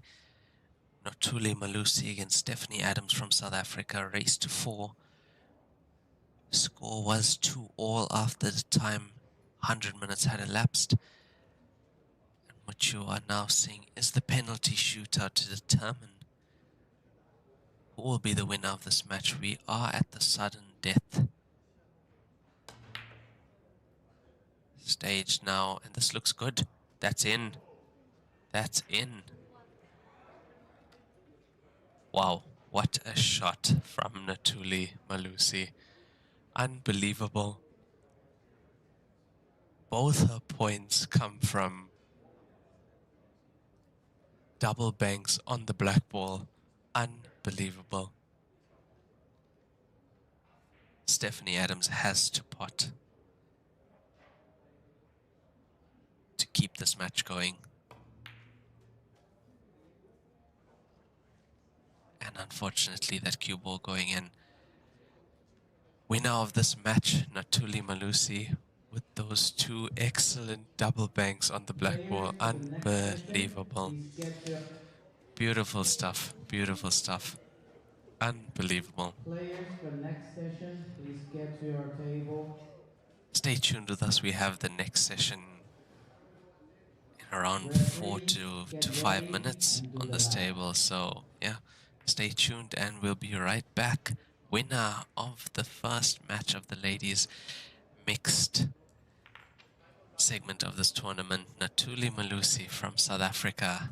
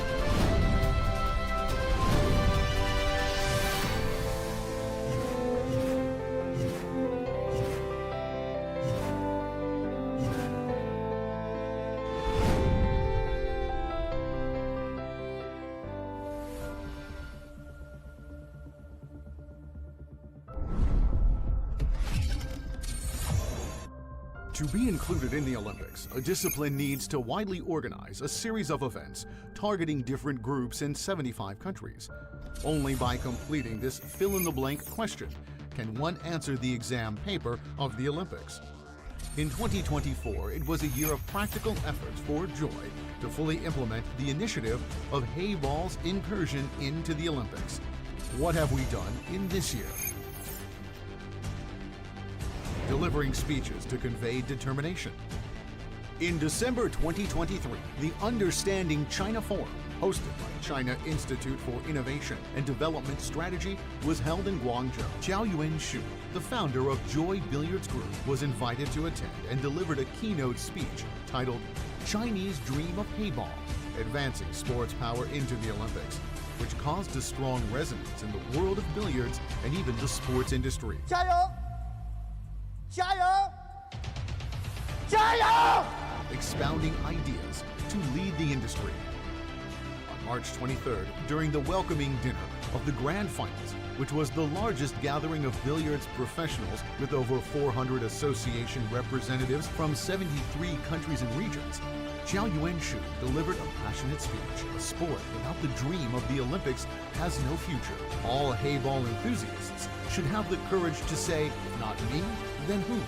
Represent Q Sports in opening the door to the Olympics. On May 10th, at the Guangzhou Billiards Exhibition, Zhao Yuanshu explained the phenomenon of rat race within the billiards industry and proposed strategies to combat it. He pointed out that Heyball into the Olympics is the optimal solution for survival and to escape rat race. As the industry leader, Joy will invest heavily without seeking immediate returns, using the Olympics as a lever to bring broader development opportunities and more business prospects to the industry. Organizing events to expand influence. In March 2024, the 12th Grand Finals saw a new record for Heyball events, with 480 athletes from 73 countries and regions participating. The tournament continued to hold the titles of having the highest world champion prize money and being the largest professional pool league.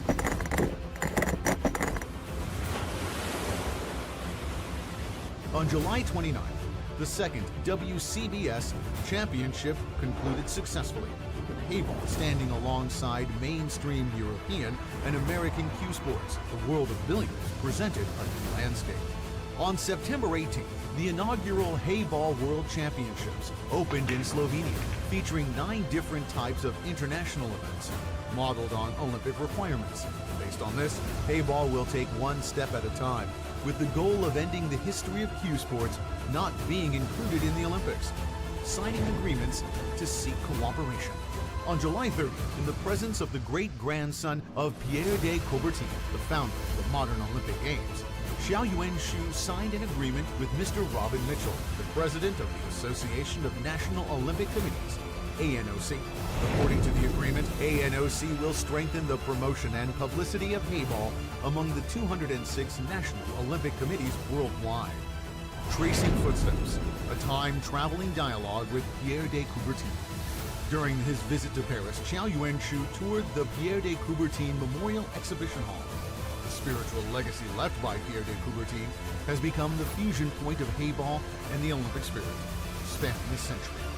The persistent pursuit demonstrated by Heyball enthusiasts, represented by Zhao Yuanshu, has also become a modern echo of the Olympic spirit. Cross-industry integration, striving to break boundaries. On August 17th, Zhao Yuanshu visited the Beijing table tennis team's training site and received a warm welcome from Zhang Lei, the vice chairman of the China Table Tennis Association, and the team members. Upon receiving a Q8 table donated by Joy, the national table tennis players expressed that Heyball has always been their stress reliever after intense training. They looked forward to seeing Heyball become an Olympic discipline as soon as possible.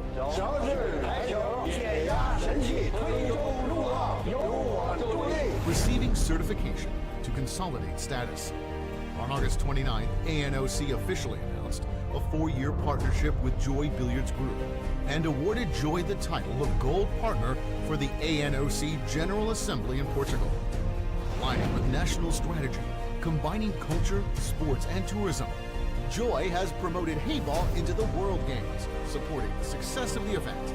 On October 25th, the Travel with the Event activity, jointly hosted by the World Games and Joy Billiards Group, was held ceremoniously at the Chengdu Tianfu Financial Center. In his speech, Zhao Yuanshu stated, The integration of billiards into the official activities of the World Games aims to inspire the love and participation of the entire population in sports, contribute to the realization of the dream of becoming a leading sporting nation. Captivating President Bob for 8 minutes, shouting the loudest voice for Olympic inclusion.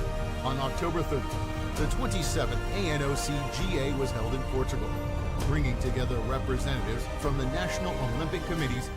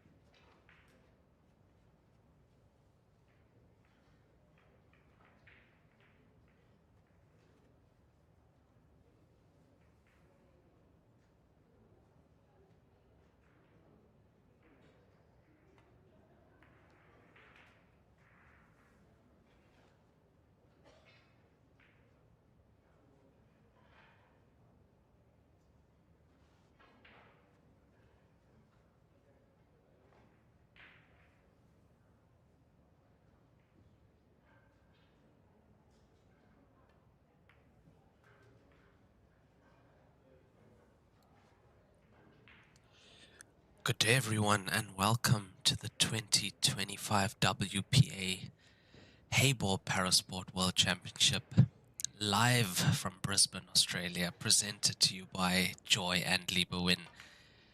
Second match of day one. On the TV table we got Hudson Rudrick Lionel, so Rudy Hudson from South Africa against Elsley Bob from Australia. Race to 5, 100-minute time limit. We did see the previous match go all the way into the sudden death side of the penalty shootout. Score was 2-2, and Notuli Malusi from South Africa winning on penalties 2-1. First time I've ever seen a player attempting to go for a double bank shot on the penalties, but it worked out for her. Both those points coming from double bank shots. What you are watching now is the men's standing category, and in this tournament, $60,000 of prize money up for grabs, $10,000 for the winner in each category. Paid places down to 4th, and we see Elsley Bob with his first point on the board. Really positive finish, score 1-0 over Rudy Hudson.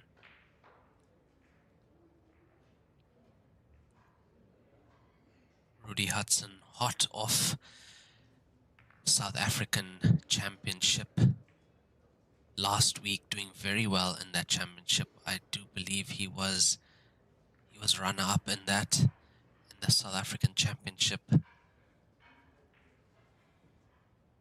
Interesting to see what he brings to the table here.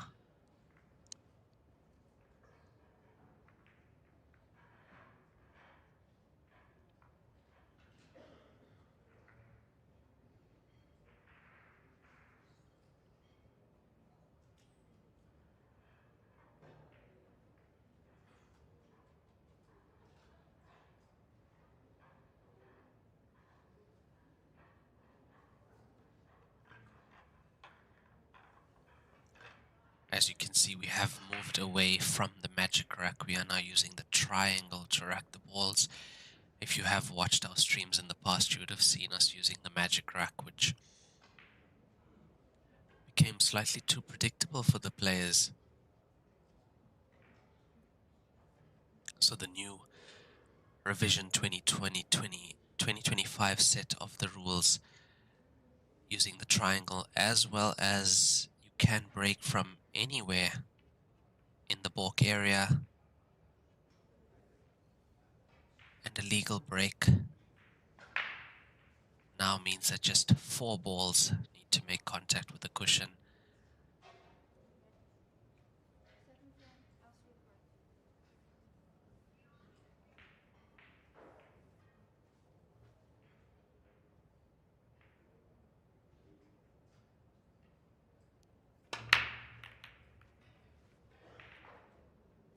So this is a race to 5 alternate break format.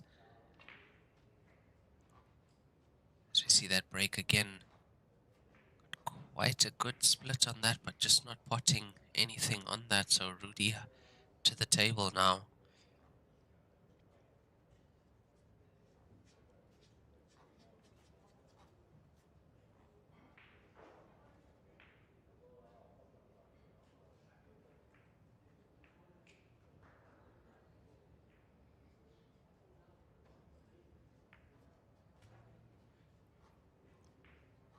And Rudy also did play in last year's 2024 WPA Parasport World Championship held in Los Angeles.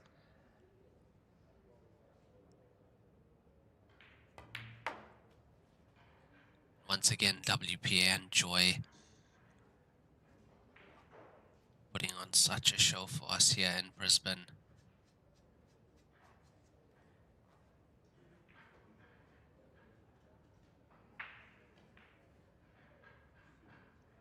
"53 athletes taking part in this tournament.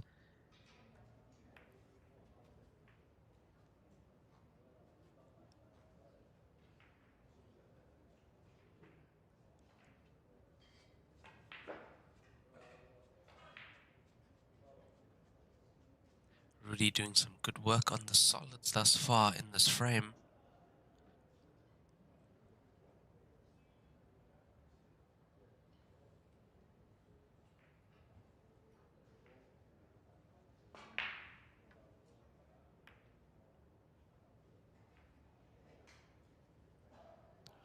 Decided there was no merit in going for the one to the center.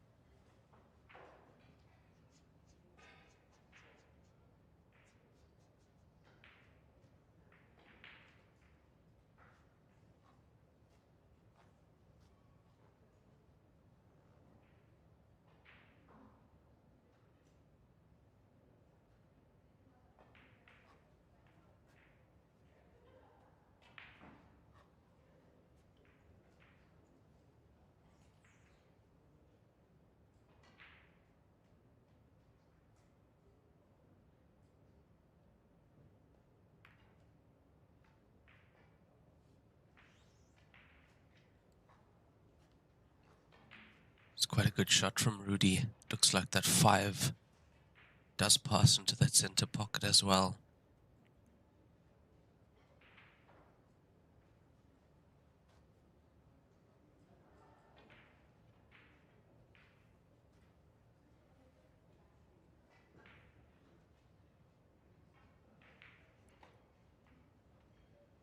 Will need an extension on his cue. That is quite a stretch across these 9-foot tables.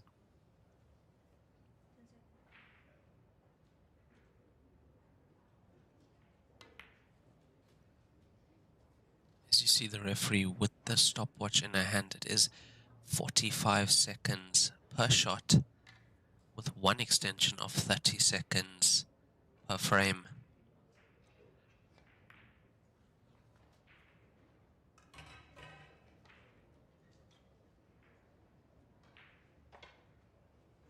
Really nice couple of pots from Elsley Rob.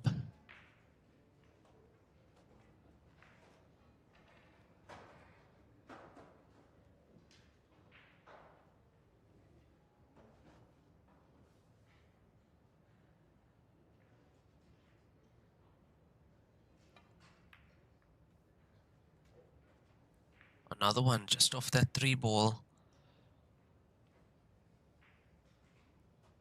I have to say that Rob is looking really strong when he does come to the table.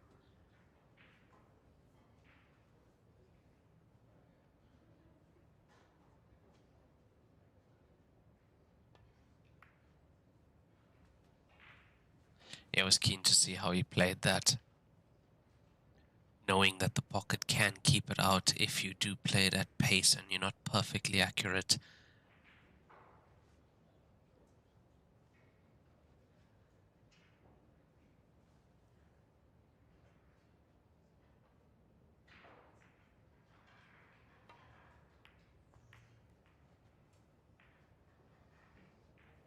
He's not too happy with that. Wanted the cue ball off bottom and side cushion. And by that shot choice, it tells me that Rob Elsley comes from a snooker background. Also the cue he's using the snooker type cue on this table. Very solid cue action.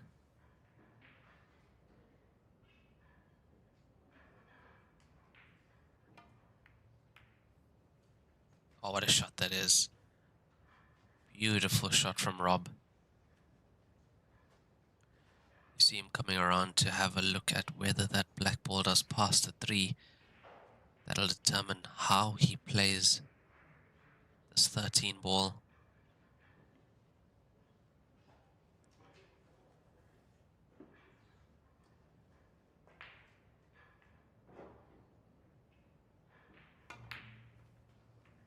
What a pot that is as well.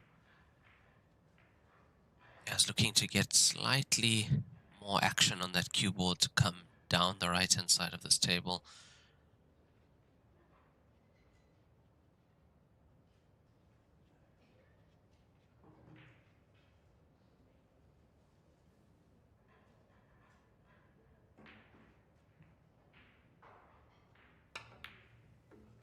A fantastic pot from Rob. Makes it 2-1 against Rudy Hudson in this race to 5. This is a 100-minute time session as well. Will be Rudy Hudson to break in the next frame.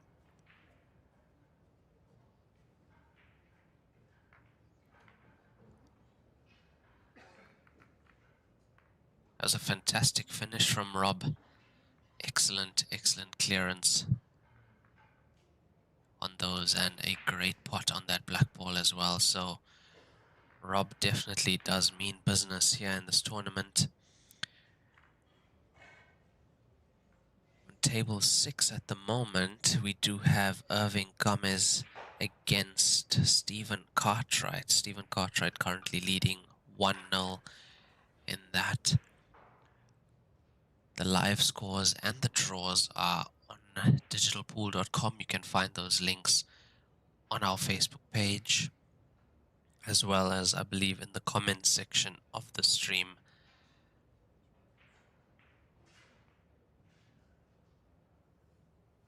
You'll see the links for all 3 categories. That's ladies mixed, and men's standing, and men's wheelchair. $10,000 for the winner of each category, and a total of $60,000 of prize money in this tournament. Rudy Hudson to break now in this 3rd frame.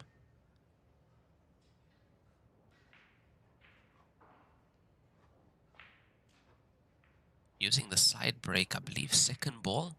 Yeah, 2nd ball break, getting a ball straight into the corner pocket. Almost making the 12 in the top left as well.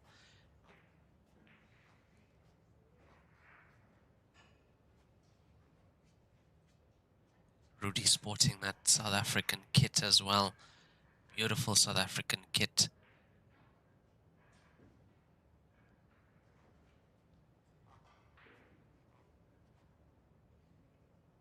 Love to see the players proudly representing their countries at this World Championship.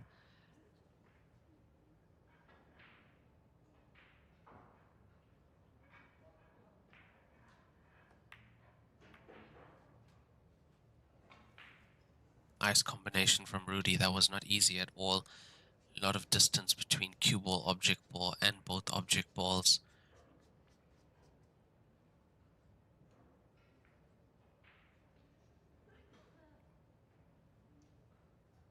He definitely knows what Rob brings to the table now.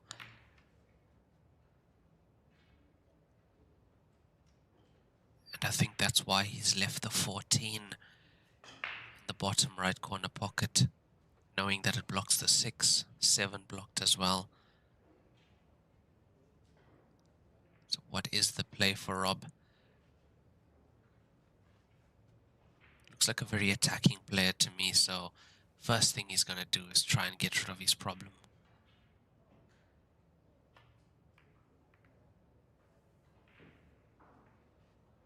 Wanted that 14 to fall.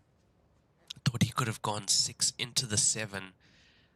Got both those solids out into open play and pot the 14 as well.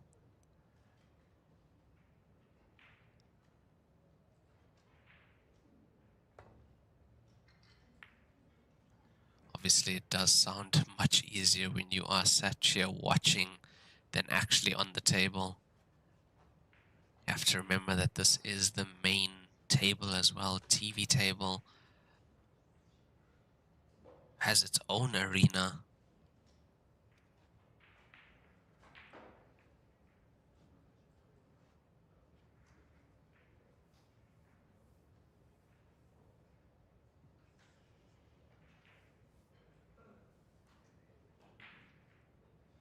It's a lot different than practicing at home or in your local club.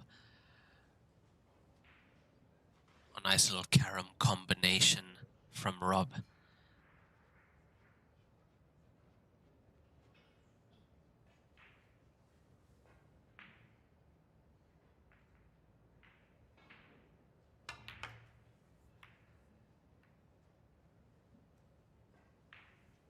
Or you can spot a snooker player a mile away. You can spot a snooker player a mile away.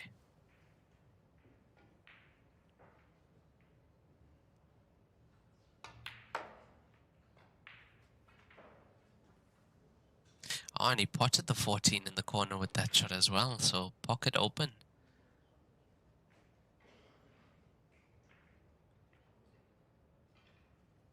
You can see Rob wants to try and finish in one visit.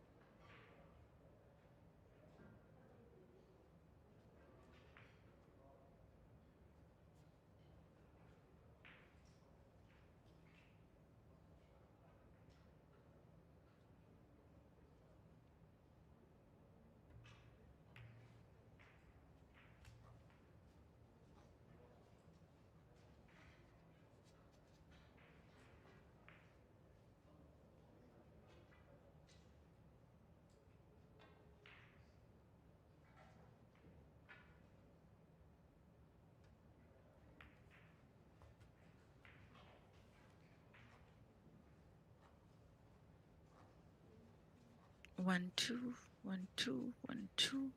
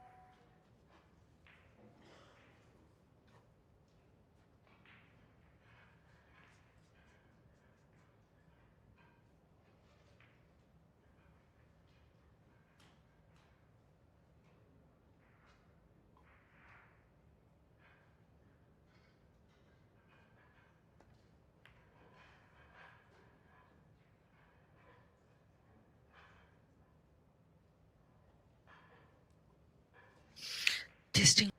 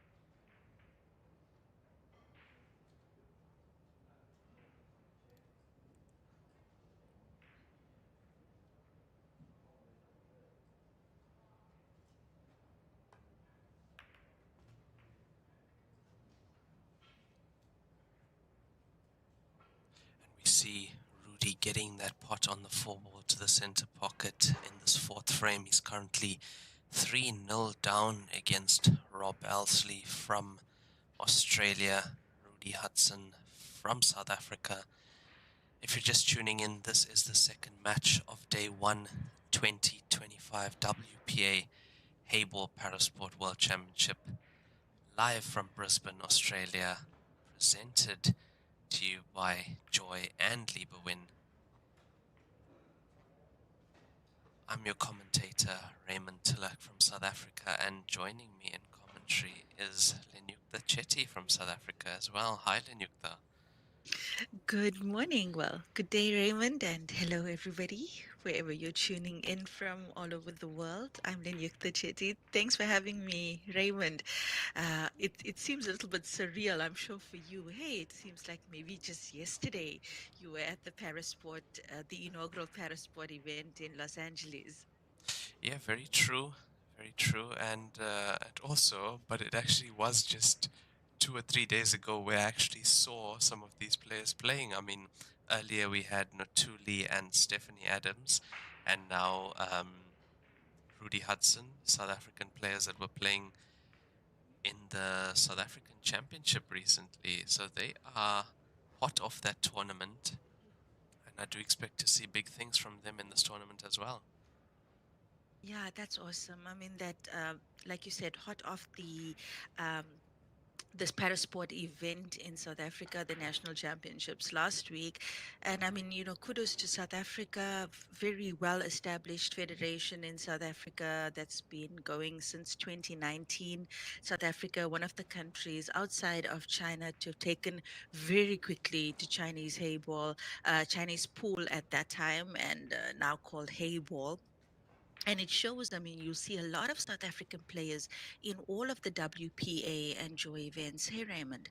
Yes, yes, yes.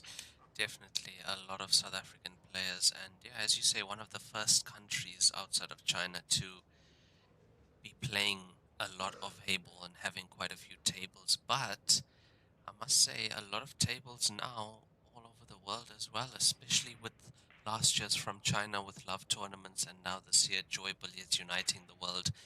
We are putting a lot more tables on every continent at the moment, which is lovely to see. And I think that's why we see the number of players at these tournaments growing. And we saw such a large number of players at the Masters just 3 weeks ago as well. Absolutely. Absolutely, Raymond. I mean, the WPA campaign together with the Joy last year, well, the inaugural campaign from China with Love, has done wonders to really put this game on the map for those who, hadn't yet experienced the joy of Hayball. And like you said, tables across the globe now and more players. I mean, the Joy Masters just a few weeks ago, over 700 players from across the globe. And yeah, we're looking at strength to strength here, strength to strength, and on cue for 32 as the campaign is mounted and, well, firmly mounted now to get Hayball into the Olympic Games. Yeah, and I believe we have the Junior World Championship a week after this event. I believe that is 23rd or 24th to 27th as well, also in Australia. And after that, Hayball will be in the Commonwealth Games in Mauritius. So some exciting tournaments ahead, and you guys need to stay tuned to our Facebook pages and our social media. Keep an eye on what's going on. A lot. It's such an amazing opportunity for juniors. Hey, I know we often, us in our pool circles, often talk about, the opportunities available today for junior players as opposed to, say, even 10 years ago. I mean, the juniors are getting the most opportunities, and we've seen players as young as 8, 9 years old at these international tournaments, not just the WPA ones, but even the professional circuit. So the world is truly their oyster, and I think, those of you watching from across the globe, you've got juniors in your circle. If you have access to the Hayball tables, get those juniors playing, because the world is truly their oyster as far as this particular code is concerned. And also, it's opening up other opportunities for travel as well. I mean, last year the juniors went to. Oh, have a look at that shot from Rudy. Oh my word. Wow, Rudy Hudson, take a bow. 3-1. He's fighting this match. that Unbelievable. looked very No, intentional, I have to say. It was. That looked It was. extreme. Beautiful cueing there from Rudy. He definitely Beautiful intended cueing. that. I think they might be discussing that is there time for a 10-minute break. I know the sessions are timed at 100 minutes as well. Clock does not stop. So we'll just have feedback on that. Yeah, we were saying about the juniors. Last year the juniors went to India, Bangalore, India. What a tournament that was as well. This year the juniors are in Australia. So as you say, really putting the juniors on the map, and the world is their oyster.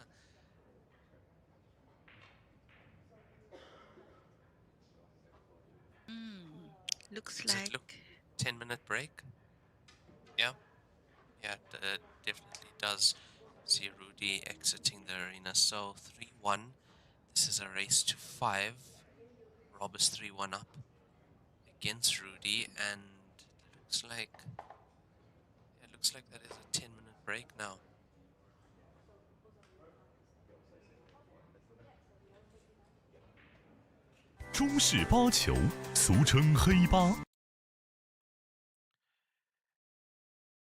That first match was also an exciting one, Lenyukta. Notuli Malusi against Stephanie Adams, race to 4, and that score was tied after 100 minutes. That went to penalty shootouts. Yes, I believe Notuli won that match Yeah, 2-1 in the penalties. she double banked the black ball twice. Wow. Yeah, she Well, double. No, I yeah, have to not. go and screenshot that or video record that. And that was But I'm intentional sure as she'll well. be very happy. Yeah, I Yeah, mean, it's not an easy bank shot to yeah. play because the pocket is small. Either way, the pocket is small on a bank attempt for the penalty. So well done to her. And I mean, she also had a great tournament at the inaugural Parasport event that took place in Los Angeles last Yep. year. I believe she was Bronze. bronze medalist Yeah. in that event. Bronze medalist. That is an excellent result from her. And there we can actually see some shots at the moment on your TV screens of last year's Parasport event as well. A couple of shots from the 2024 Parasport. Yeah, she did very well there, and yeah, I was so surprised seeing her go for the double bank on that black ball, and she made it twice. Both those points coming from double banks. I really hope we get to see a clip of, both those shots go out on social media later today. Maybe the Joy team will clip that for us and send it out.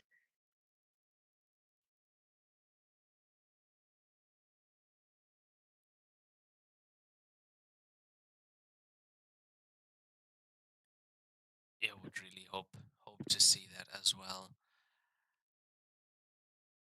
We're getting to see some really nice shots.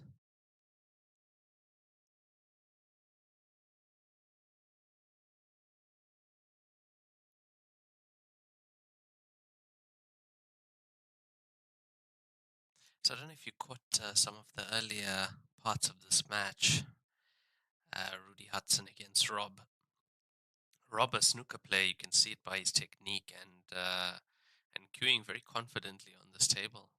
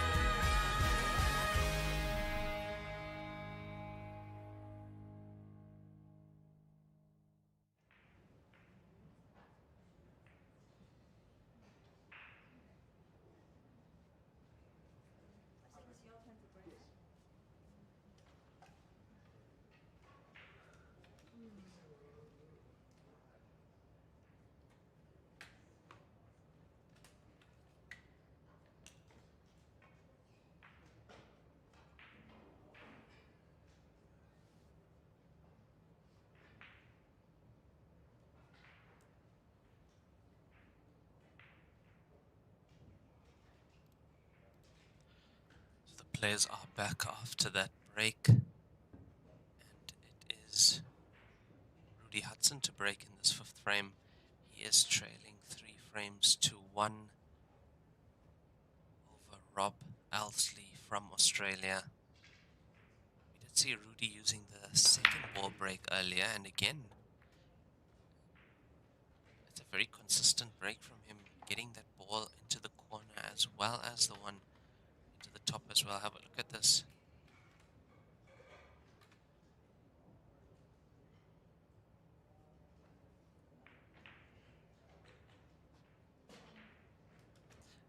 It's actually one of the better breaks I've seen with this new triangle rack.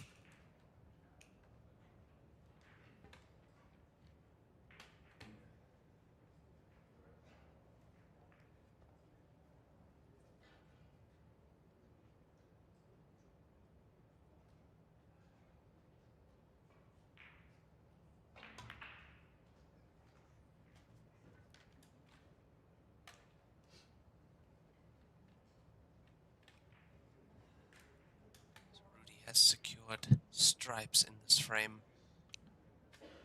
This is a 100-minute timed session. I believe we're closing in on 50 minutes of play.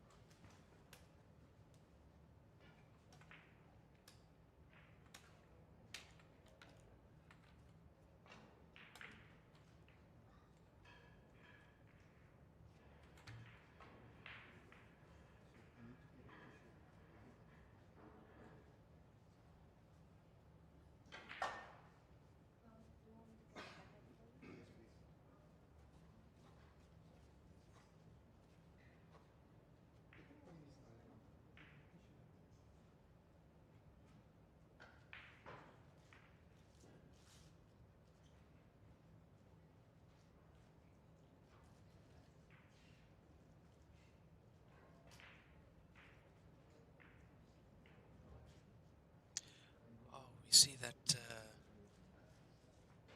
Rudy has accidentally just cut himself. I hope he's okay. You can see his South African squad just helping him out.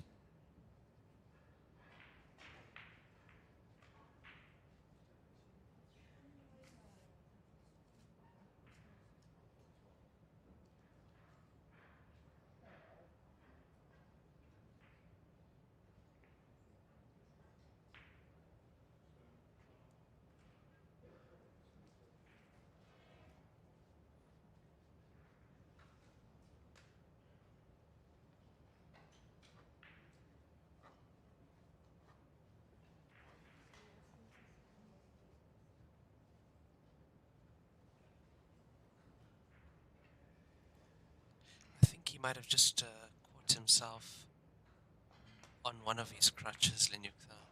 Unfortunately, Okay. yeah, just grazed himself a bit. But it looks like he is all sorted. I hope he is able to continue playing at his best.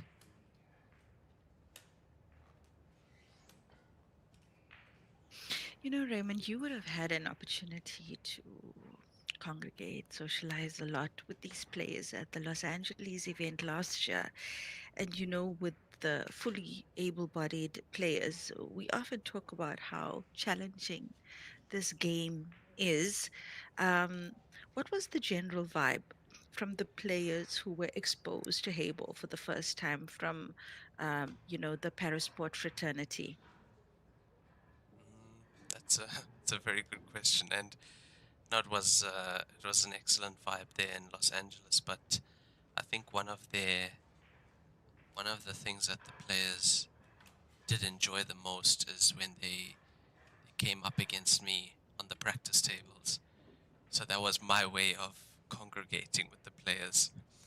We're having we're having winners table on the practice table. So, and that was a lot of fun. Made a lot of good friends there, and yeah, that's when I really saw the hunger these players have for the game, and at the level they are playing the game at. I mean, when you're sitting here and watching it, it's quite different than actually playing with them on the table.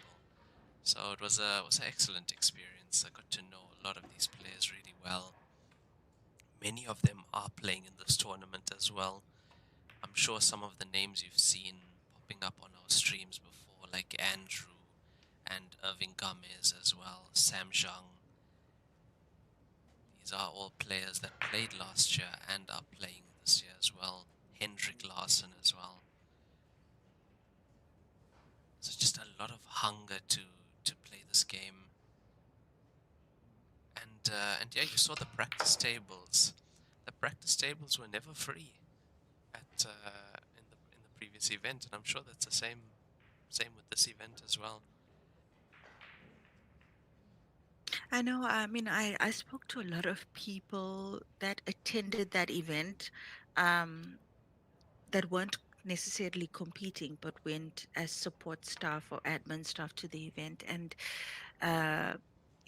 the general feel from that Parasport event last year was they were in absolute awe of the ability of the players that were fielded at that event last year. It was very humbling to watch, so inspirational, and we saw a lot of clips of that, circulate on social media as well. And a lot of us were just watching in disbelief.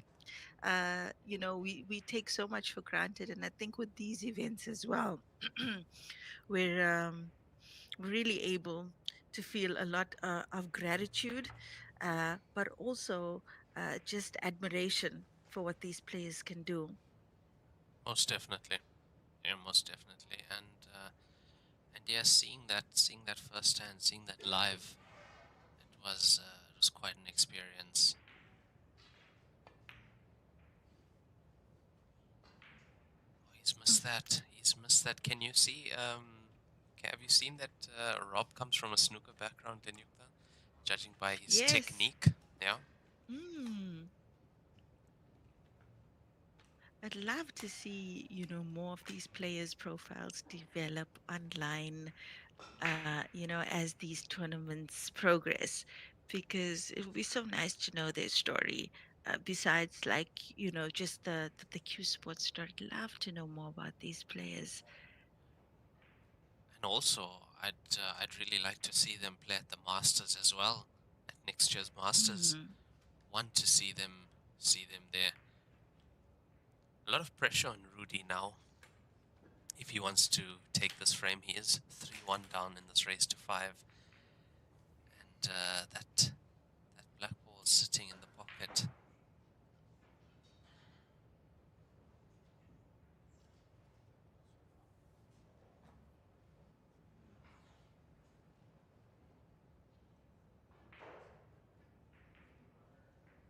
Is he going for a safety behind the 9? Yes. It's a good shot. That is a good shot. He has left the one rail escape though. But if he can manage to get ball in hand, it is a really good shot.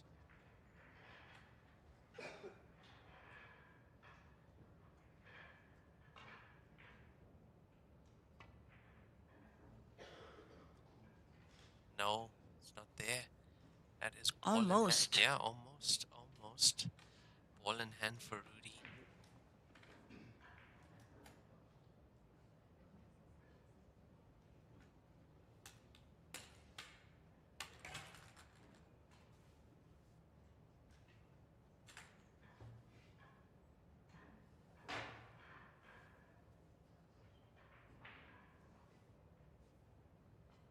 It's a lot more physically demanding for players with disabilities playing Q sport. As we can see, I mean, the amount of effort that it takes, Raymond. And I Yeah, think, you've got, I mean, that can't go unsaid because we really do take these things for granted, our ability to, strut around the table, check out our shots. But I mean, as we see with Rudy now on crutches, finding his space, having to let go of his assistive devices, um, then take aim, still pull off the shot, still execute those safeties. And I mean, as this tournaments are going to develop, we're going to see more and more players with different types of disabilities come to the fore, and I think they're just going to leave us more and more in awe, Raymond. definitely. Definitely. And what actually does stand out for me from last year's event is the young man that didn't have both his arms, playing with his legs. That was spectacular to watch. I'm not sure if you caught any glimpses of that young man. I did. I think the Yeah, whole world might have yeah, seen that. I remember there was a lot of clips also going around, and I also heard about him from people that were at that tournament. What a wonder! yeah. He What a actually he wonder he actually is. plays in some of the Joy Station events as well. So he's he's an excellent player. Got a great cue action, and yeah, plays this game to quite a high level. As we see, that was Rob taking his fourth frame score, now 4-1 in this race to 5. 100-minute timed match, and the next session will be at, I believe, that would be 1 p.m. local time. Just have to double check that.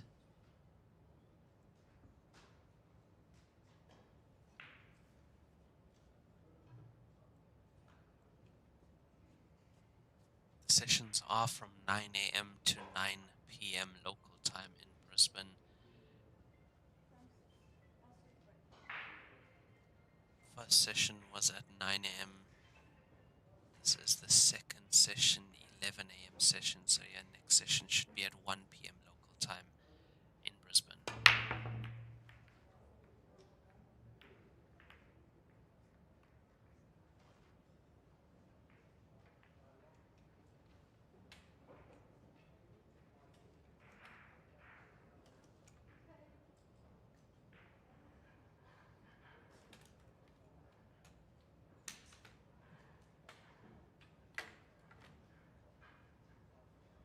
Well, really with a chance to stay in this match now. I mean, it's race to 5.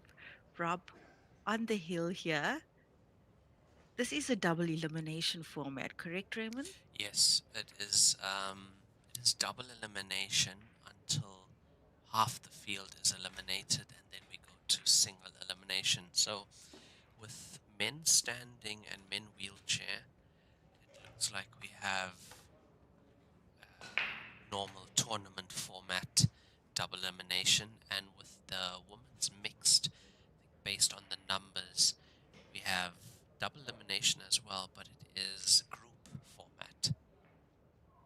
So that's how that will work. It's a group format, so round robin type format with the ladies. Well, that's a fair enough chance for all players in all. I think there's 4 categories, so Three. good opportunity. I think the double elimination format is quite welcome. I mean, one bad day at the office doesn't take you out the tournament, especially for players making their way across the globe to attend this event. So, um, really with a chance here, but still hope, still hope in the tournament. Yeah, we have 3 categories in total at this event, and winner of each category walking away with 10,000 US dollars. Total prize fund for the tournament is 60,000 US dollars. So that is a lot to play for in this tournament. Oh, absolutely. I mean, such a big prize fund, and I don't believe there was even an entry fee for the players attending here, Raymond. So, so much opportunity besides the money that can be won, which is quite it's a pretty prize fund for any athlete. Um, the fact that the players can go to really wonderful destinations across the globe and play, and then the bragging rights, that come with it. Obviously, with these parasport events, the long term goal would be the Paralympics Of eventually. course, yeah. So, the Heyball players are, yeah, the future certainly looks bright for the Heyball players. And I would say it's these type of tournaments, the statistics that come from them as well, that would help get the sport into the Paralympics. And obviously the choices for who would be playing in those events would also come from past results from these Parasport World Championships as well. I mean, these players would now be earning WPA rankings as far as Heyball is concerned. And for those of you who don't know, WPA is the mother body for all the pool disciplines, officially under the WCBS, which is aligned to the International Olympic Committee. So under WPA, we have the American pool disciplines, that's 8, 9, 10 ball. We have Heyball, we have artistic pool, and we have black ball. So WCBS is also the home for carom and snooker disciplines. So those are the official cue sports under the WCBS, aligned to the IOC. So that is why it's so important that people also play, in the official structures in their home countries. That's all going to assist us in getting pool out there globally and attracting the right kind of attention to take the sport to all the corners of the globe, and also impact on a grassroots level.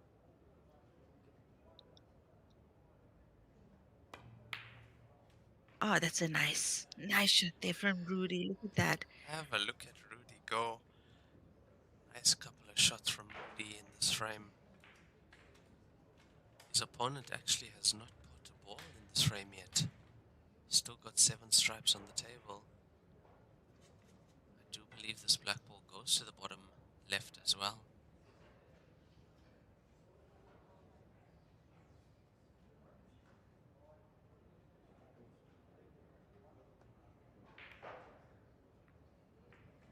Come on, seriously. Don't do that, please.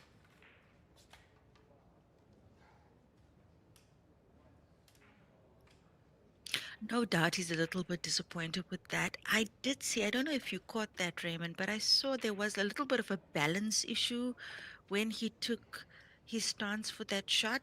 And I think that's what would have cost him in getting the perfect aim on that black. Yeah, and I saw him just having a bit of a chat with that black ball. He was asking it seriously. Why didn't you go in? Why didn't you just go in the hole? Now you'd be disappointed with that after those good few shots that he made in this frame. So now we see, what can Rob do?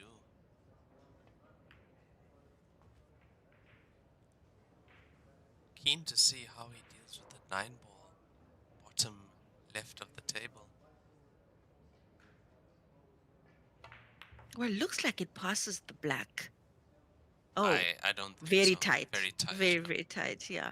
Well, he could potentially play cushion first, maybe kiss off the black, but then obviously wouldn't want to usher that black too far away from from the potting angle.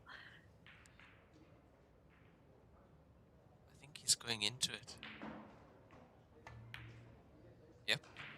He was trying to go into it. If that had gone in, the cushion, cue ball would have hit the cushion first and possibly gone towards that 9 ball. So now chance for Rudy to make it 4-2, and Easy comeback shot for is him. definitely on. Yeah. Yeah, and I guaranteed a second point loading here for Rudy. He'll have to try to miss this ball. Yeah. Unlucky there for Rob, allowing Rudy back to the table with ball in hand. Rudy takes his second point, 4-2 for Rob. this race to 5. You said 100-minute time limit, Raymond?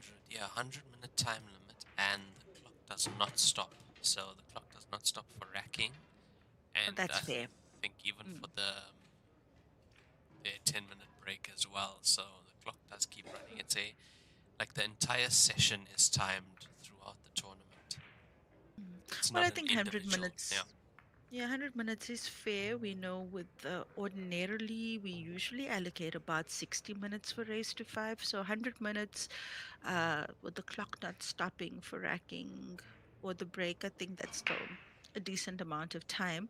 And you've seen a lot of these matches go quite far as well, even in the previous event. Yes, definitely. 100 minutes is quite a good time limit for these matches. Have you noticed that we're using a different cloth in this tournament? Libo Yes. Win 8848. Yeah, this is premium shaven nap cloth. It's I believe it's the new standard for this game.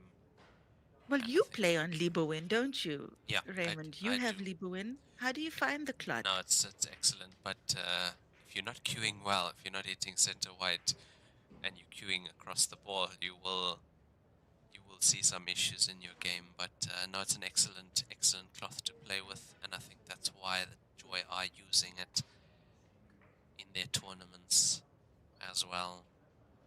So yeah, so this tournament is brought to us by Joy and Libowin, key sponsors for this event.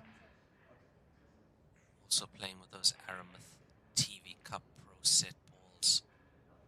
Have a look at Rudy's break, Lenyukta. His break is unbelievable.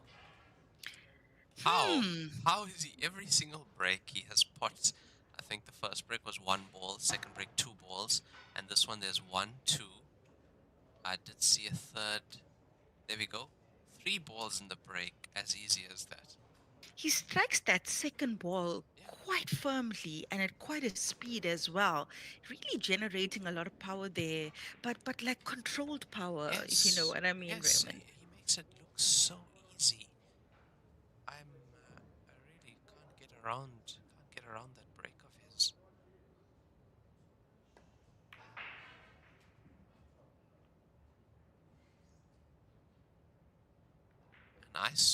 And we saw players struggling with the break at the Masters. I saw players struggling with the break at the SA Championship, myself included. And here comes Rudy playing that second ball and putting a ball every time. So far, 100% success rate in putting a ball off the break.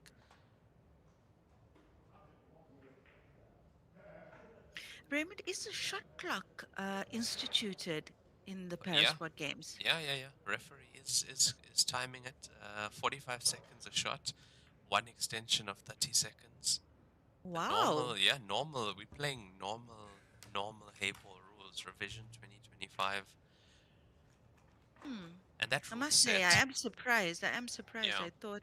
I thought that the shot clock might have been, lengthened for the parasport athletes, considering the amount of effort it would take. I mean, depending on the type of disability in the category, but I mean, in Rudy's case, we can see a little bit more difficult for him to get around the table as opposed to Rob. But I'm sure there's a lot of thought that goes into these things, and they probably considered all the parameters in leaving the shot clock at 45 seconds. Yeah, and so far I've seen the Players players. making it. Yeah, Yeah. the players are dealing with it. We had Notuli in the first match of the day on the TV table, and she dealt with it as well. So we're not seeing a lot of time fouls or things like that. No. There was actually only one instance where she came close to making a time foul, but other than that, smooth sailing for the players. Okay, that's great to know. Great to know. And we had a similar kind of thing at the last event, the last Parasport 25 event. minutes I'm remaining. not too sure 25 minutes remaining. what was the shot clock for the players at the last event, but I think whatever they would have done there, they would have used that as a gauge to see what they should implement at this tournament.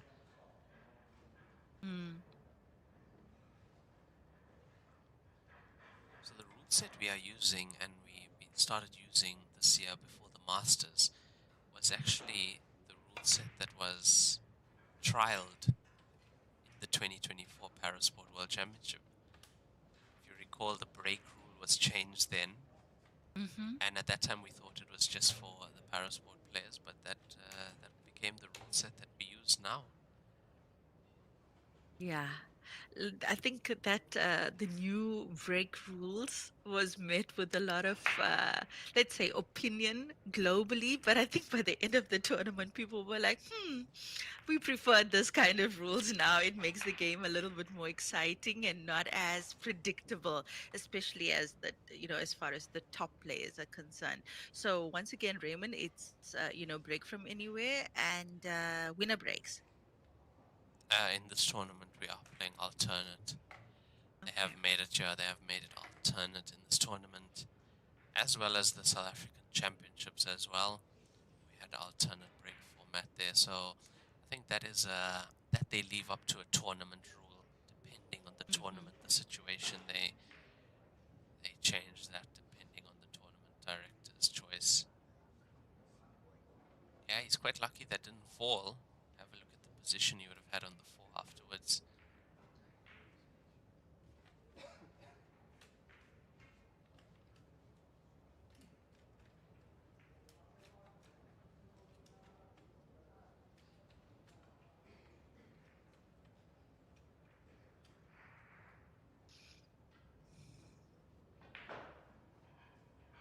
Momentum has definitely shifted in this match, Lenukta. Does feel like that, hey? Yeah. Feeling a lot more solid cueing as well from Rudy in the second half of the match. He's really Wow. putting it right here. Oh, did you see that shot from Rob? That combination down to the bottom right.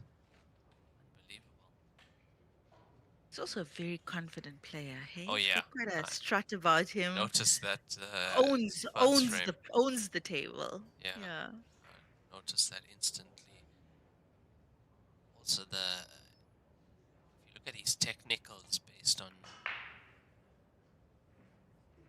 snooker players' technicals, you can see almost perfect as well. Very confident.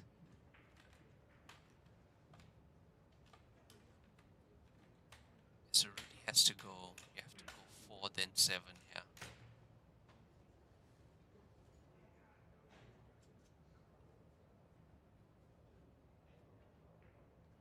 Got the angle on the 4, get the cue ball off one cushion back into the center of the table.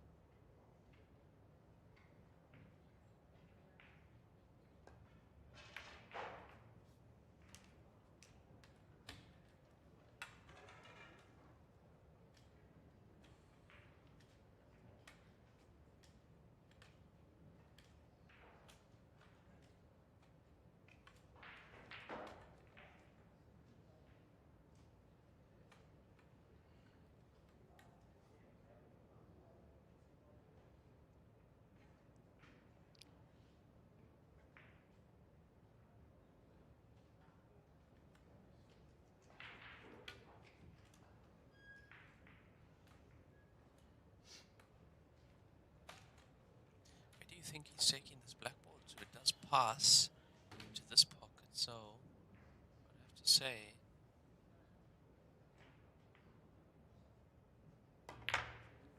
we're going around. Oh my. Oh my. Does Almost. he find? No, don't think he has it. Oh, wait, it's close. It's very close. You can either But I cross think- double that or Yeah, I slide think- swerve. I think probably cross double might be a better bet for him, because that 13 is definitely in the way of the putting angle for the center pocket. Or are we wrong? Nah, I think perhaps cross double here. Here we go. Oh, my wow. word. Wow. Rudy Hudson makes it 4-3, I believe. Yeah, I think it's 4-3 now, Raymond. That was quite an Wow. impressive, Very impressive from confidently Rudy. taken shot there. Nice recovery from him. Beautiful stuff.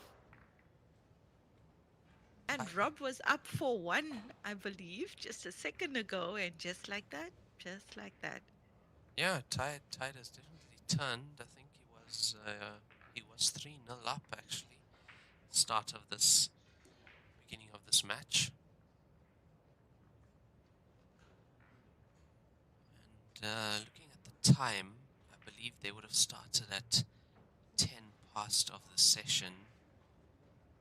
So I think maybe half an hour, 30 minutes left on the clock still.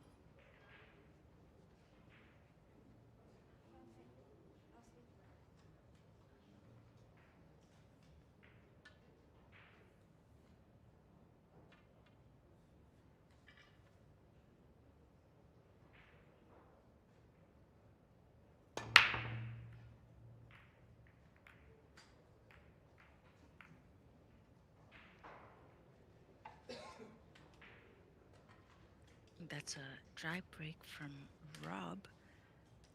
And Rudy has had a pretty good form with, with almost clearances, I think, in the last couple of frames as well. So, I mean, like you said, Raymond, tide definitely kind of feels like it's shifted in his favor now. Yeah, and Great to see if he can. He was, I believe, number 2 seed at the South African Championship as well as singles runner-up, if I'm not mistaken.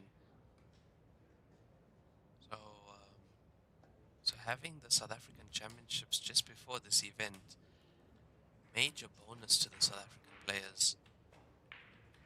Yeah, I get that match temperament in. Hey, kind of yes, hone that in. Warm. They're coming in hot off that event. Played a lot, I believe. Playing for about, you can call it 1 week plus practice. So say 1.5 weeks of solid play.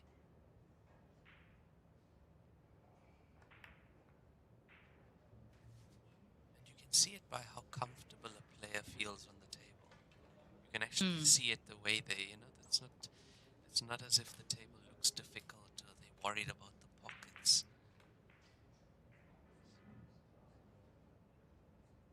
Playing a very comfortable, confident game. They're playing on Q8 tables at this event, Raymond? Yeah, brand new Q8 tables, steel block cushions, and of course the Lieberwind 8848 cloth.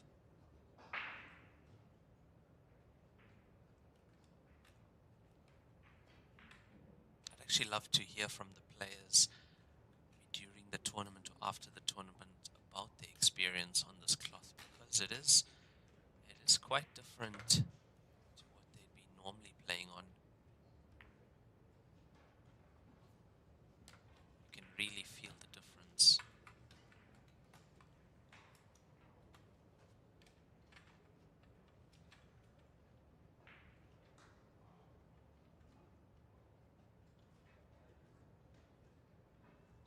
Well, Rudy doing well to not leave Rob with an easy table here. He might have a shot on that one, though.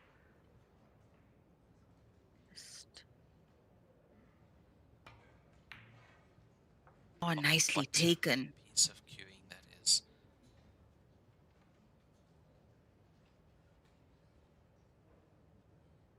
He really hits that cue ball well, does Rob.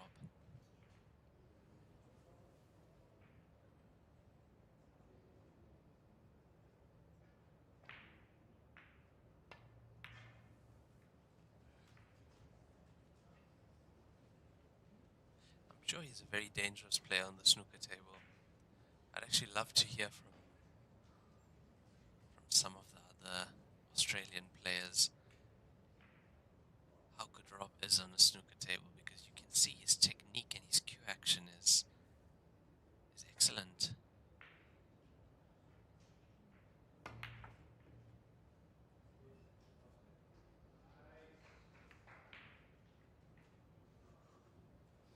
Great attempt at trying to get into the 5 ball there.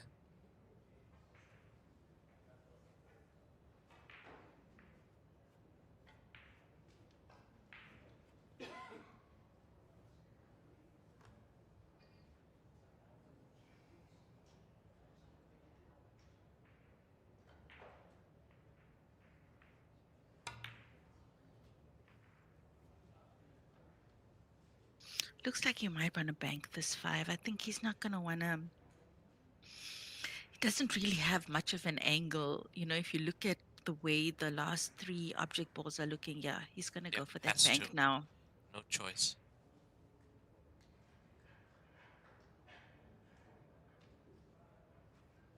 He also needs that cue ball to come out. So he's going low on the cue ball here. Oof. Oh, he would have had the triple.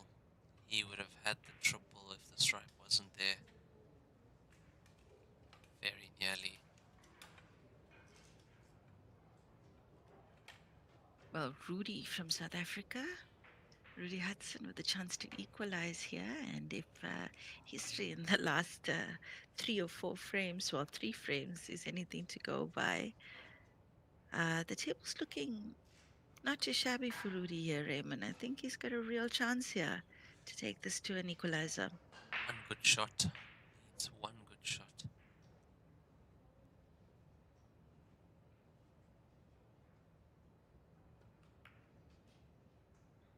Doesn't want to touch that cushion. But the B game is really strong with Rudy as well. We see him again leaving Cue ball. Rob with not an easy table. I mean, that was well taken, well taken. And I do think that was deliberate as well, because I've seen him do, you know, he activate his B game a couple of times already in this match in particular. Yeah, he definitely has, and very deliberate to leave that cue ball where it is. I mean, either way, had that ball fallen, he would have still had a shot on the 10. So nicely done there from Rudy to keep his to keep Rob tight, and he's in with a chance again. Looks like he's got a shot potentially, the 11 for the 14, Raymond. Yeah, he could play 11-14. Might also decide to take the 15 to the bottom left. Now he's going 11-14,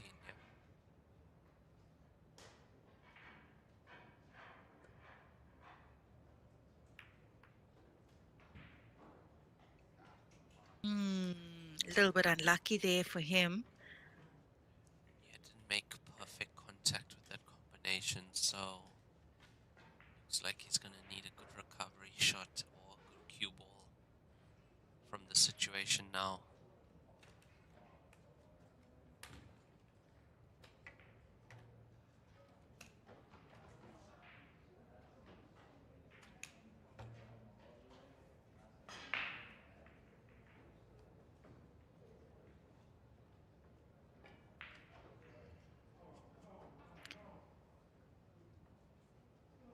Oh, can he see? Can he see? Oh, he can. He can actually see it. Or is he playing the 11?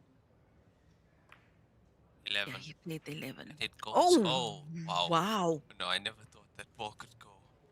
Got a kiss there. He did definitely got a kiss. I think it was a kiss of the 10 ball into that corner pocket, but very nicely taken. Wow. Shot that was. And we're getting some excellent action on this TV table this morning. Excellent action.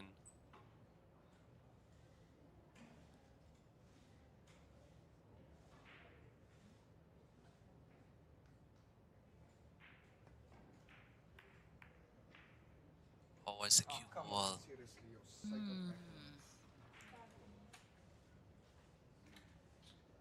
That's ball in hand. Ball in hand. Once again, Rudy not happy with that cue ball. Giving it a slight scolding.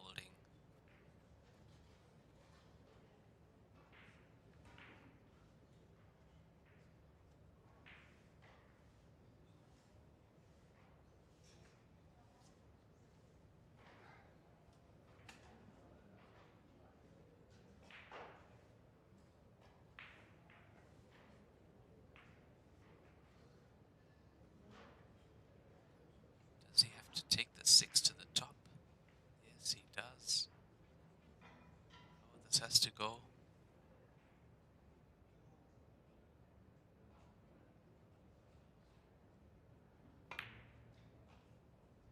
It's there. And that's the steel block cushions for you, because it got the outside jaw. Yes, I saw Yeah, that, and yeah, it almost when he does it, it looks like he's stealing from the pocket, because that's Yeah. about the third time I've seen him do it in the frame. Because we don't, it's usually quite unlikely that that ball's gonna go once it hits the jaw. But Rob has been getting those pots in. Yeah, definitely has.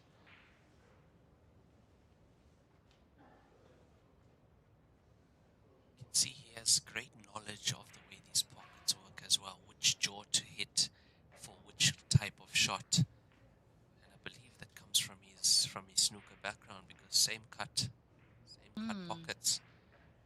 He knows which jaw to steal from, but also, of course, the steel block cushions helping out with their consistency.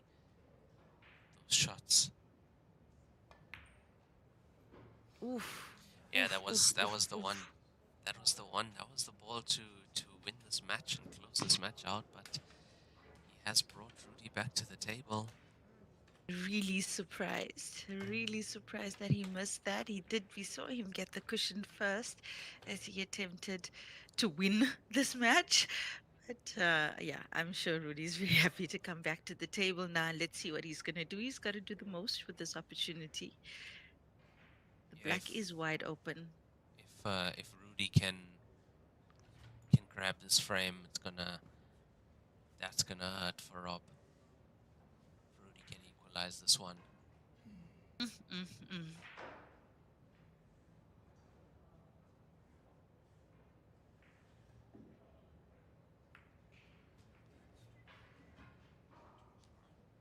I would have played that with a bit more energy in that cue ball, just to get the cue ball about 20 centimeters away from the cushion at least.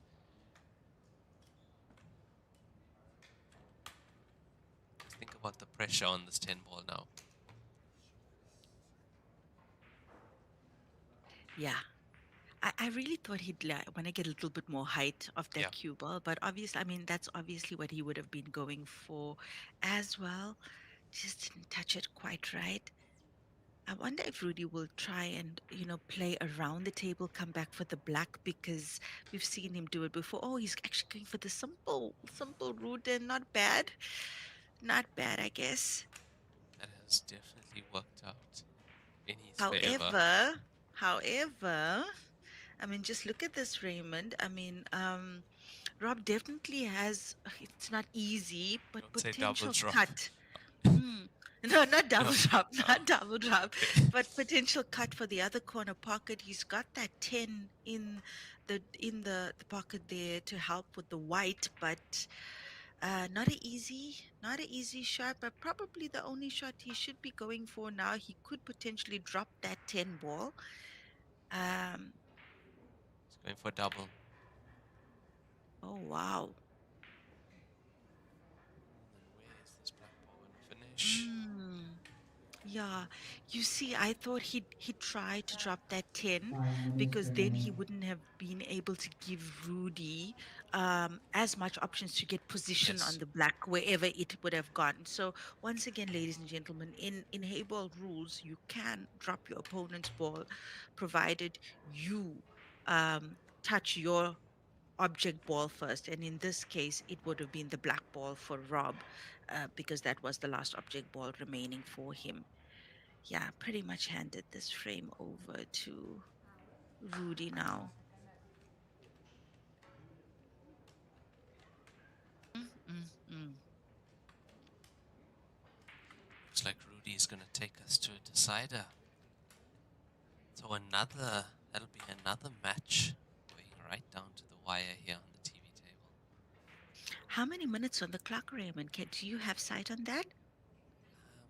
Based on when they started, I would say 10 minutes. So they're definitely going to play out the last frame. Ooh. No, well, actually, no, I'm wrong. They might stop the last frame and play penalties. actually. Yeah, there's enough time to still play. No, absolutely. However, if during that frame time runs out, I'm not too sure whether they'll stop the frame and do penalties or let that frame go based on it is the deciding frame. Not too sure what the tournament rule is for this tournament for that.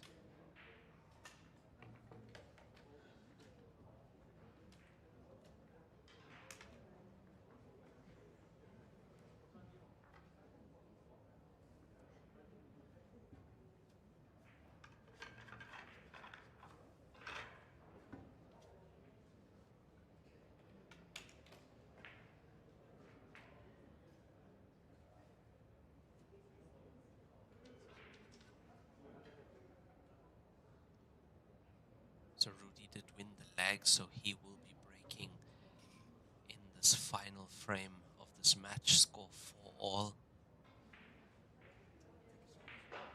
Let's see his break once again. So on the side,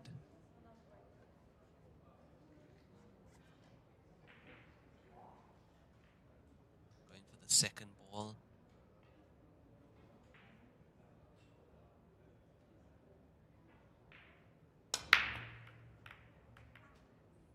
No, he didn't hit that the way he hit the previous breaks.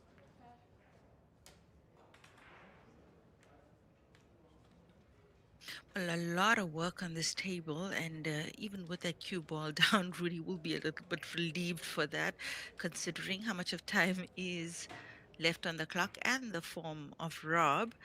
A lot of work on this table. I think the odds are pretty high that this match can go to penalty shootout, if that is the tournament rule, Raymond.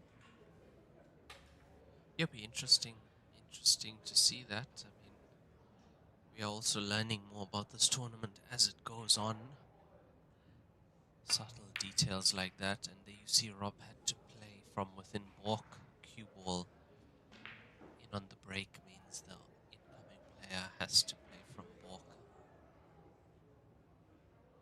and can't play any balls that are within balk as well.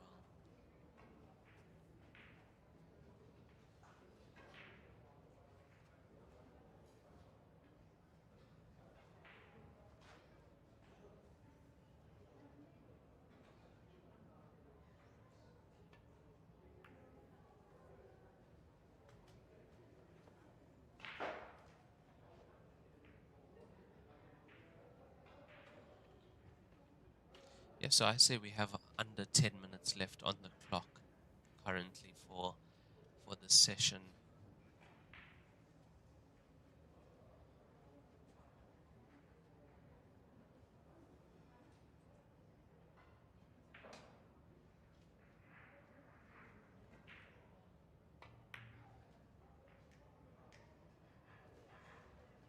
Again, Nice. the outside jaw.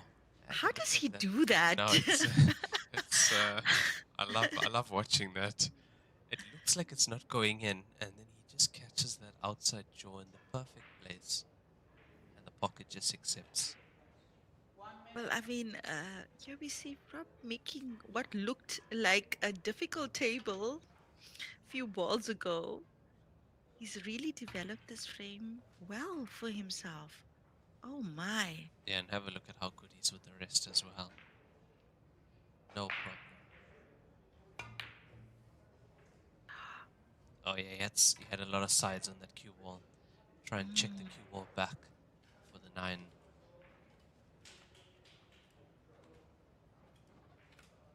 Difficult to account for the deflection on a shot like that, especially when playing the opposite side.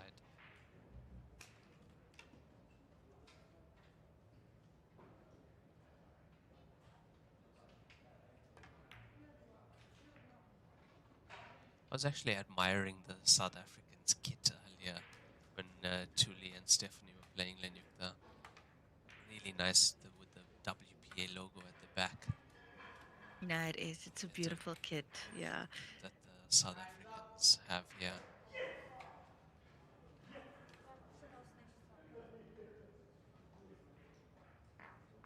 Oh, I believe that's time. So there we have our answer, Lenyukta. If time runs out, goes to a penalty, yeah.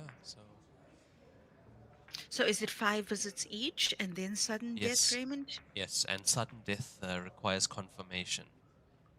Oh, okay. Yeah. So the player comes in.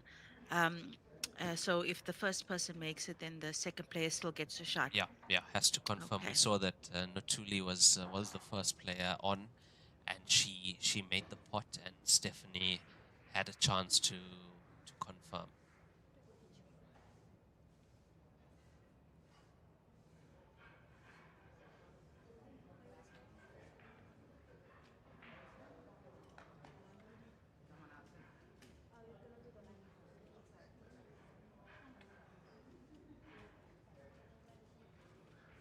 This is going to be interesting. So second match of the day, second penalty shootout.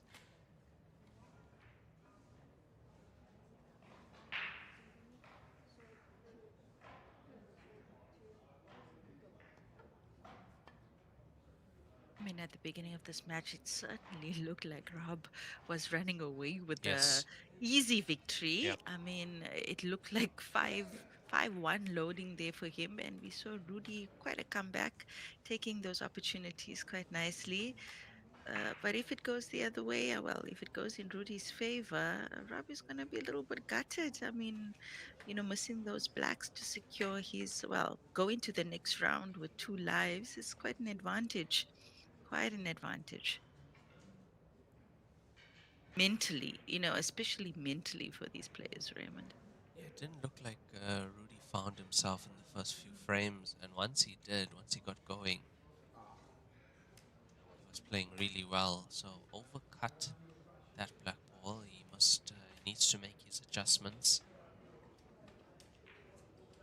But he played it right. He played it with the follow stroke, light follow stroke, avoiding the in-off, because as soon as you put any kind of stun onto that cue ball, that's when you're getting the in-off.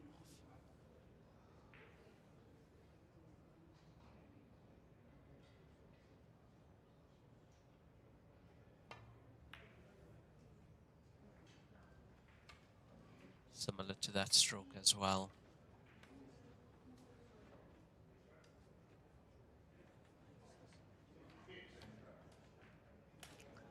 So that's 1 visit each and 0 on the scoreboard for both these players on the penalty so far.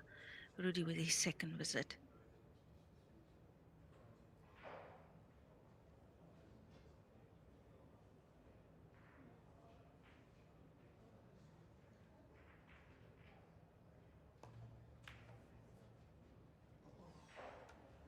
Also overcut on the other side from Rudy. Now Rob with his second visit, score still 0-0 in the penalty shootout.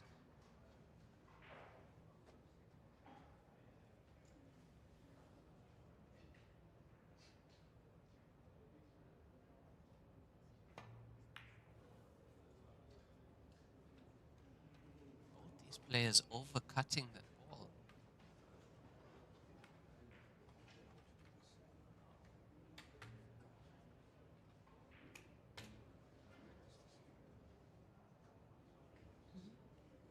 Third visit now for Rudy Hudson.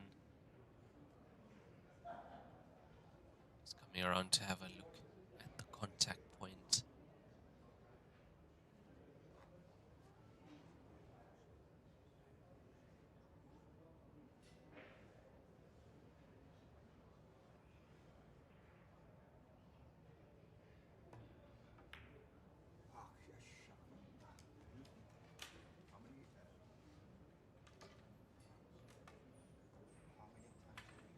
Yeah, I think both these players just shy of the pot. Just a few adjustments for them. That was the third. This is the third attempt, I believe. So third attempt now for Rob. Score still 0-0 in the penalty shootout. That looks good. There we go. That's in, and he's found it now, and always avoids the in-off in the top. Always avoiding that. If you get the pot and you don't get the in-off in the bottom, you don't get it in the top either. So this will be the 4th visit now, as as we see a replay of that.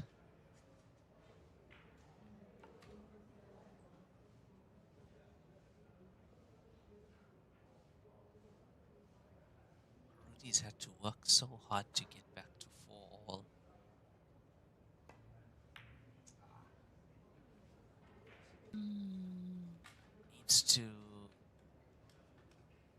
Needs to find himself once again in this penalty shootout.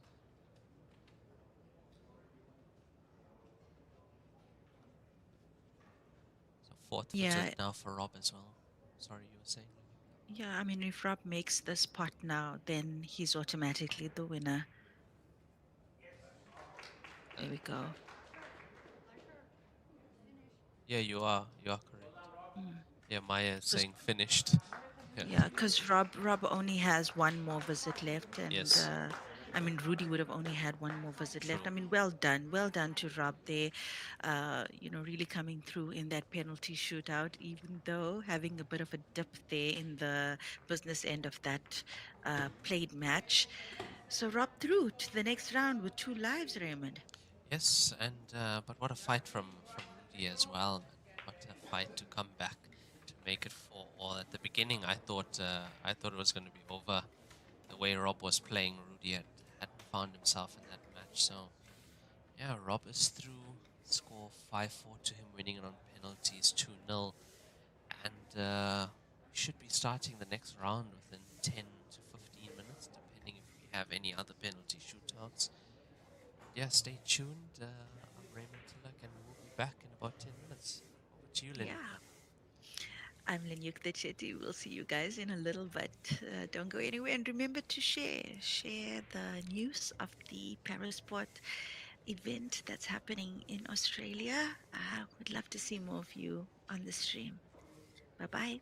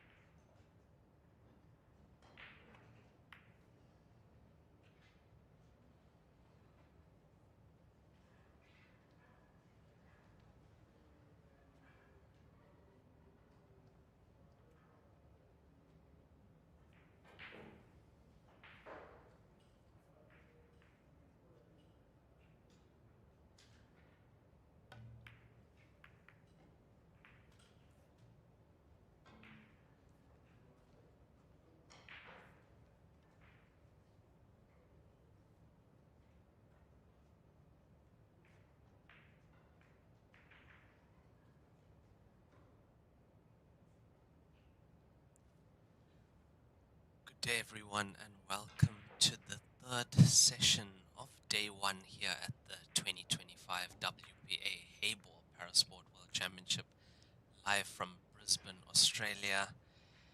And quite a match we have on our hands on the TV table. We've had some excellent matchups thus far, both going to penalty shootouts, and another great match here at the moment. I'm Raymond Tillak from South Africa, and joining me in commentary is Lenyukta Chetty from South Africa as well. Hi, Lenyukta. Hello, Raymond. Hello, everybody. Good morning, good afternoon, good evening, wherever you're joining us from in the world. I believe it's just gone past, what is it there? Just past 1 o'clock in Australia. Hey, Raymond. Yes, that is correct. This would be the 1 p.m. session, so just past 1, and we have another 2 sessions after this as well. So a lot of action coming through from Australia for us, and you can watch that on our live channels, Facebook and YouTube as well. The links to the draws are in the comment section of the Facebook stream. Also have a look at our Facebook page, Joy Heyball World Tour. You can see the digital pool links. And I also think that that we should post the player's guide as well, and that'll give people a chance to see exactly what this tournament's all about. Yeah, that's a good idea, Raymond. I'm sure it'll be available on social media during the course of the day. Remember, it's that Joy World Hayball Tour page. And I believe there's a new page as well, the Hayball Lovers group that's popped up in the last week that's giving you updates of all the Hayball activity around the globe. Yeah, I do think that's another initiative to just give us more information regarding tournaments across the globe, as you say. And yeah, really nice that all that information is coming for us, as well as the WPA website, of course, has a lot of information there, the calendar, the events, and also the player's guide as well. But I think we will be sharing those links throughout this tournament, so the viewers have more information regarding this event and others as well.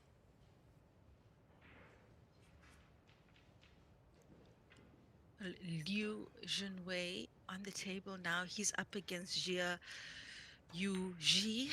Both these players from China. Liu, we saw him secure that first frame earlier. They're playing the second frame now, and Liu in control of the table. He did well to open up the tables at the balls at the center of the table of his initial visit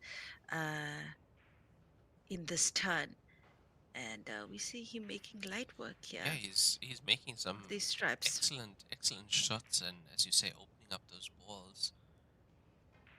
That cue that he's using, that cue looks very familiar to me. Looks like a predator cue. No, I believe that could be a Yebao cue from China. Ah. Yeah, that's one of those top of the range cues meant for this game. He's definitely a shooter.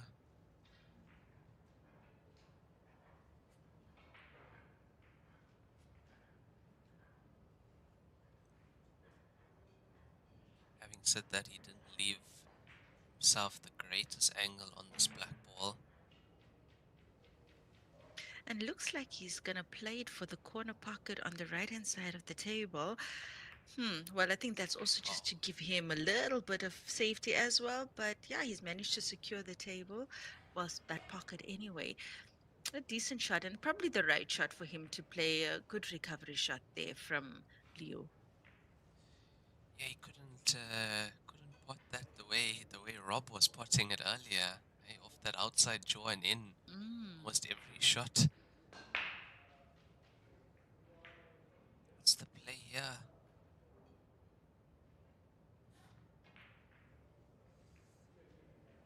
Oof! Did he touch the cushion? Yeah, I Did think he touch the cushion? no, No, he didn't. didn't. He didn't. The one ball didn't make contact with the cushions with ball in hand. For Liu, frame on a silver platter here for him. 2-0. Race to 5. Yeah, I think the play there would have been to try and force Snooker, yeah. a re-rack. No, okay, snooker, and then try and force the re-rack, the stalemate. Very unfortunate that he didn't touch the cushion there, and this is a time session as well, 100 minutes. I do believe the session started almost on the hour, so we have been playing for just over 20 minutes thus far.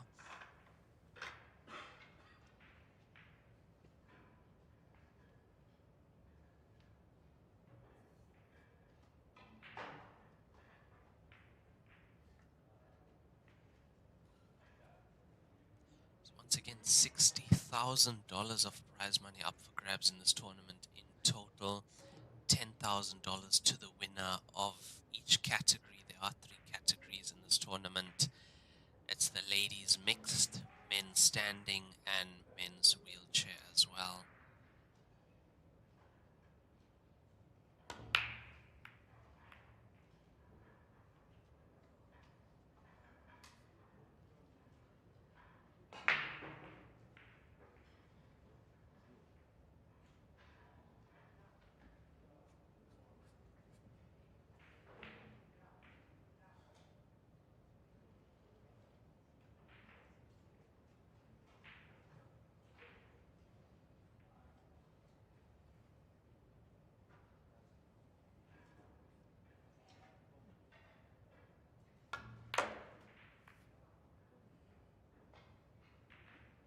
It's a nice shot from Liu to open up that 9 ball.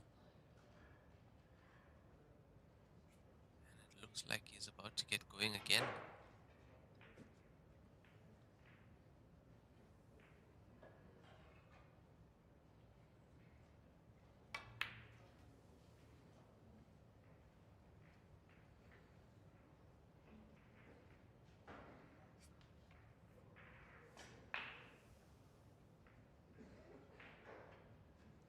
Already see from just a few shots from Liu, he's going to be a force to be reckoned with in this tournament. Very confident on this table, great cue action.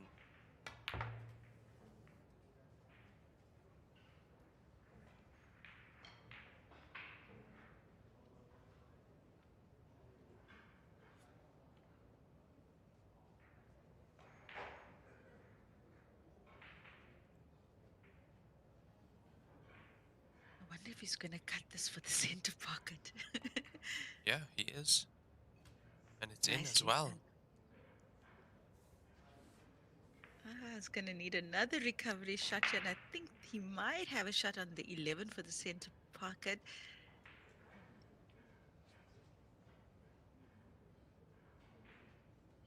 Cue ball quite close to the cushion, though. I see that Sam Zhang is in action at the moment on table 3. He's currently 2-0 down. Our friend Sam, he's playing Jiu Wen, and Jiu Wen is last year's run-up in this tournament. So tough match there for Sam. Sam Zhang from Australia.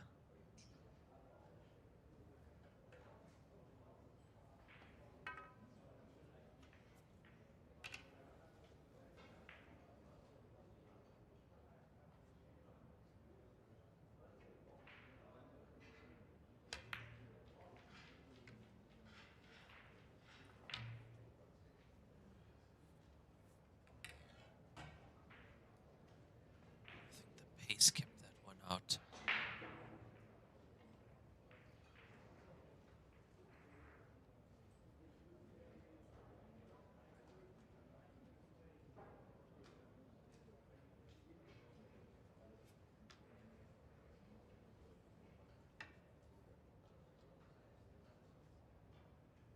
No, still not an easy table for Liu here. Even off this 11 ball, he's going to still have to make position on either the 10 or 9.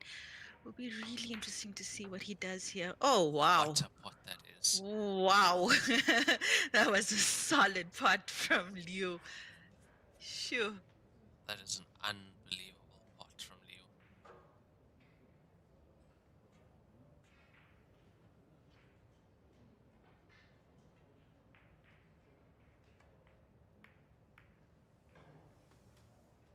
Mm-mm. Really has a good command of the table, hey? Definitely. Definitely.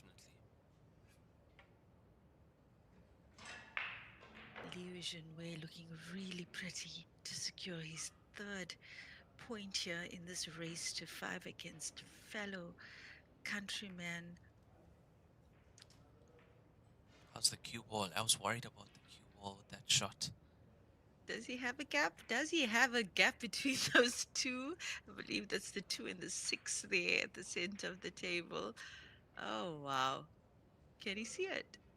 I don't Love think an so. aerial shot. He's reaching for a jump cue. Mm-mm-mm. Very nice. Let's have a look at this.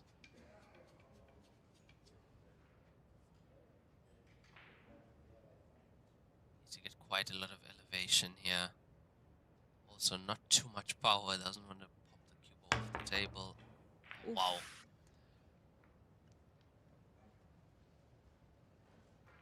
But hit that ball too full, I guess.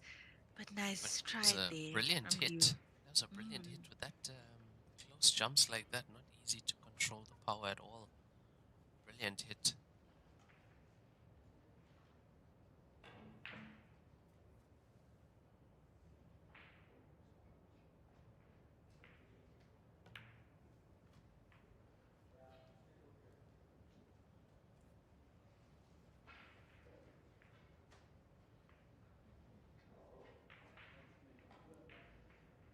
So after this session, we do have another 2 sessions coming to you live. That would be at 3 p.m. and 5 p.m. local time here in Brisbane, Australia.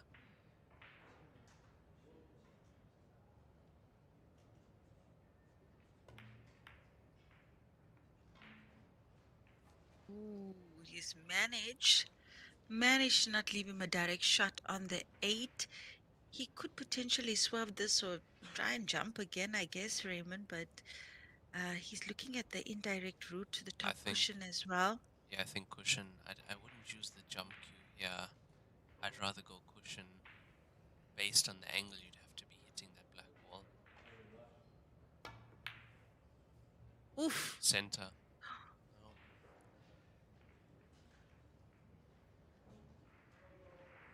Okay, he's left quite an open table now for Jia.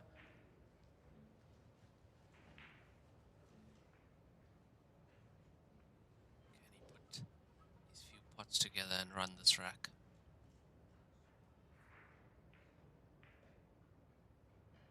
Look, he's got some really nice connecting balls as well. Thought he might go for the 2 first, but he's taking the 5 to the corner pocket. I guess a little bit of safety involved there, but has left Liu with an open shop. Gone 3 first with that shot.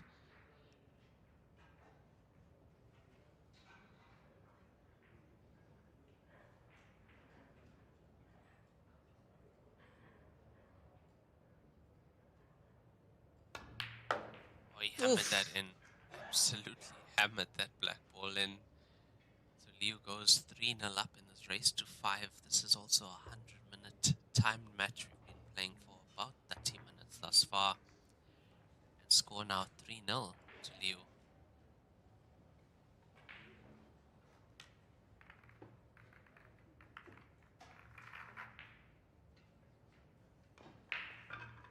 With the way that Liu is queuing, I'm pretty sure if we look at, if we have a look at the Masters, we might find him in the Chinese qualifiers or the Chinese bracket. Yeah, certainly, Raymond. He does seem a lot more like, well, confident around the table. Definitely has a lot more shots in his repertoire. I mean, we can see. I mean, it's obvious that well, both these players are. Well, what I've noticed now, Raymond, is that the um, the disability is on opposite hands for both these players. So he's got his cue hand, and his opponent, the disability is on his bridge hand. You see, and that will affect the range of shots. Like we saw with Liu, he was able to execute the jump shot because of the bridge hand, you know. And for example, Jia might not be able to pull off a um, jump shot because of that secure. You need that secure, stable bridge hand for the jump shot. So we're going to see different skill sets, different repertoire of skill sets in terms of shot execution from both these players. But Liu definitely looking, with more of an advantage now with that solid bridge hand of his.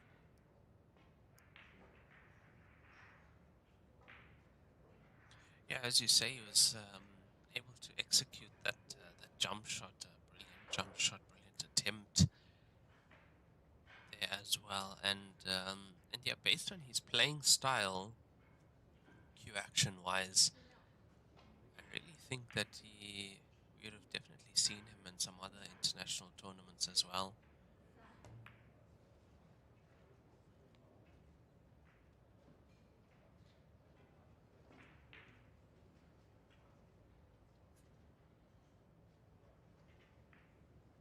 Also, for me, the cue is quite a sign. The cue is a giveaway.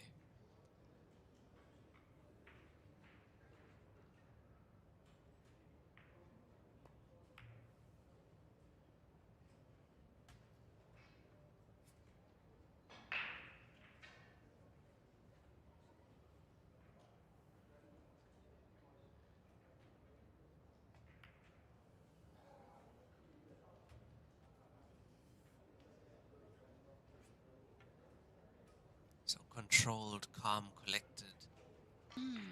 Very, very confident. It's a very nice game, does Liu.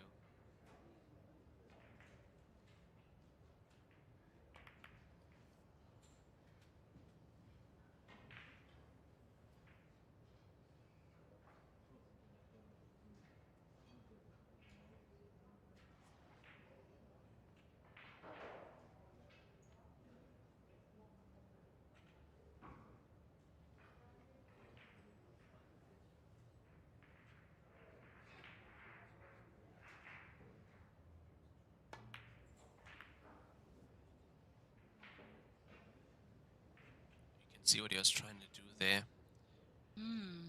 Get that black ball off the cushion into a better place.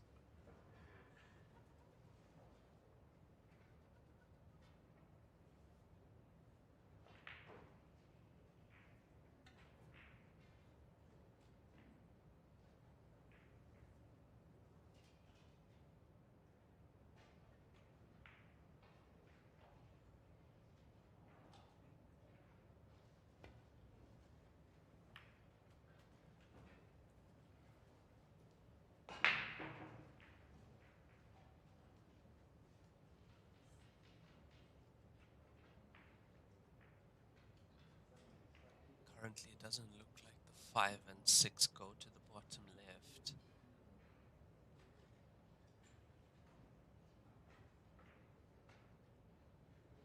Looks like he might be playing down for the 1 ball next. Look at where that cue ball was tracking. Yeah, it looks like he was trying to land on the 1 afterwards.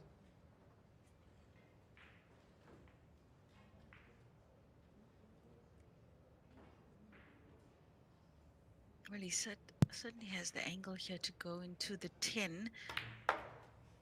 Oh, nice. Nicely done there by Liu. Not an easy table off that shot, though.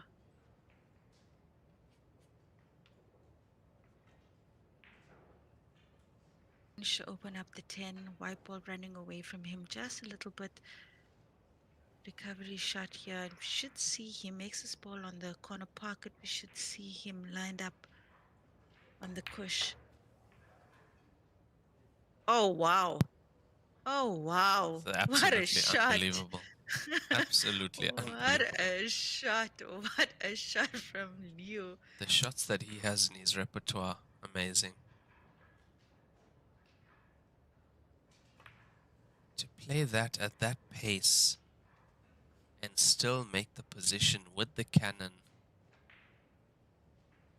You know, I must say, I thought he was just going to roll that in. I didn't expect him to play it off the cushion.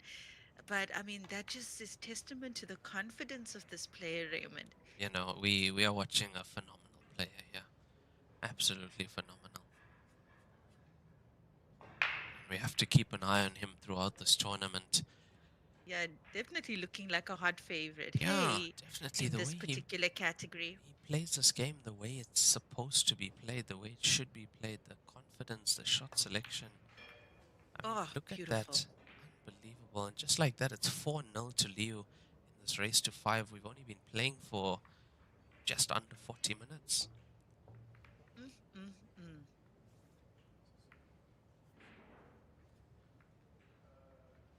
You know, what I've been looking at, Raymond, as we've had the honor of having like front row seats to these matches, is the compensatory strategies that these players employ when they're playing. You know, we have this conventional way of approaching pool, those of us without any physical disabilities, and it's that, we speak about how you're supposed to bridge the 90 degrees on your cueing arm. And I mean, just look at Liu. You'll see he can't because of the way his disability lies on his cueing arm. He doesn't have that 90-degree stroke. But just look at how he executes his shots, the accuracy, the control on the wide ball. It's so it's inspiring. It's just inspiring to watch.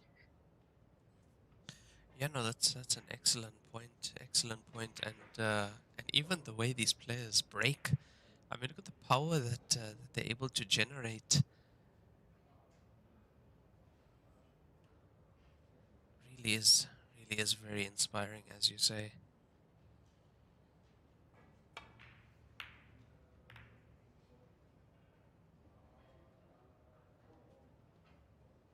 Yeah, under 40 minutes played and Liu 4-0 up on Jia.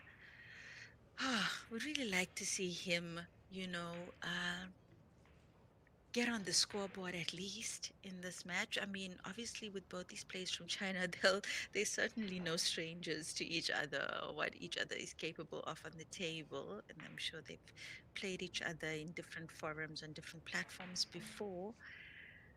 But Liu, definitely the forerunner in this match. It's really capitalized and wowed us with his form here. Yeah, the shots he's played has been absolute class and brilliance. And to also play them at this stage, the World Championship on the TV table. Very easy to do those things in practice, but to do it here where it counts. And no bigger stage. I mean, this is the World Championship.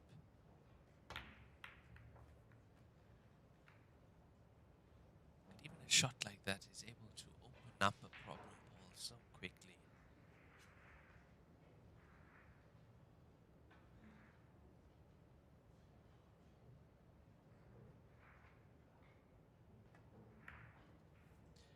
Oh, he's going to be upset with that one. I didn't think he was going to miss that one either.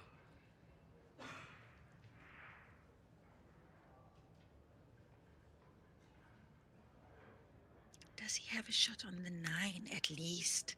Jia. He is Yeah. certainly checking that out now. It looks to me like the 9 does go. 9 for the center pocket.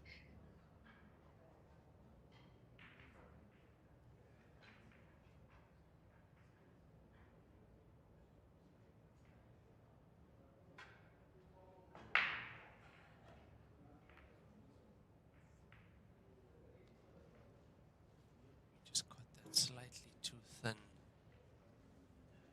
Now Liu back at the table, having a look at what's his route. How does he deal with the 7 down the right hand side? Does he take it straight away? No, he does. 7 onto the 5. Oh, you could see what he was trying to do there. He was trying to clip the 5 fine with the 7. Couldn't go cushion first. Might have not gone in, so rather cut the 5 in with the 7.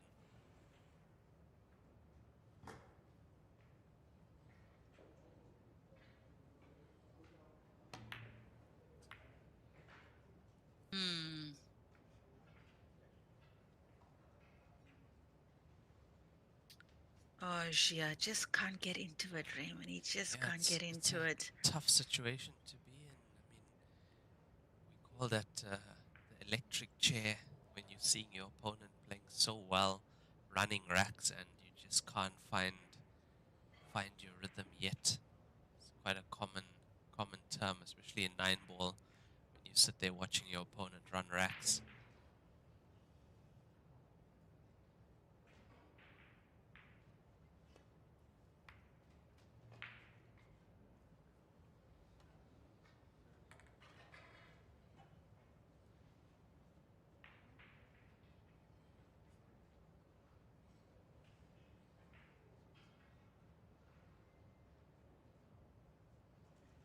He didn't leave himself on the 1, so he has to go up table for the 6 first.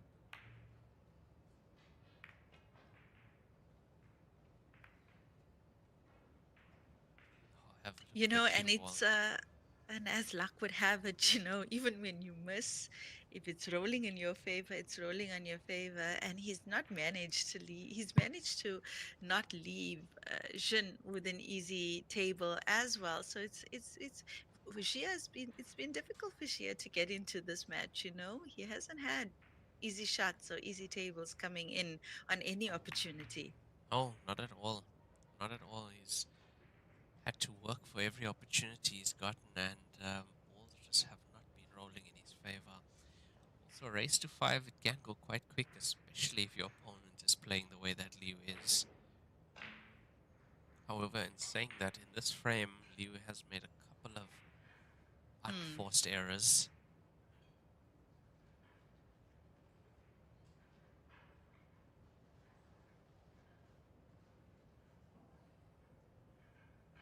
I would be taking the 6 first in this scenario, swinging the cue ball around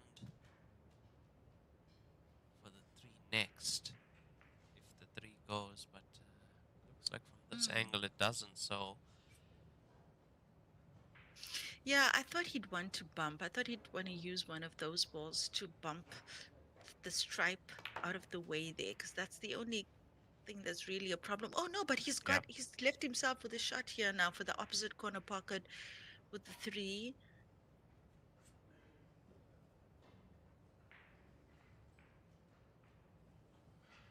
Also Just needs to pull back. Use the 3 to get the cue ball up table for the 2 as well, or he could do that. I'm really surprised with the route that he's chosen, because that 3 is it through? It goes. Oh, it's through. Okay, that makes sense now. I really thought that it was hampered. I thought the stripe was in the way. Okay, that makes complete sense now. Phenomenal cue power from Liu as well. So what, 2 cushions for the black here? Yeah, it looks to me like he could go 2 cushions for the black ball into the left center. Sure. If he holds the cue ball, he could go left center. If he lets the cue ball loose, black ball in the right bottom. Now he took his eye off the pot.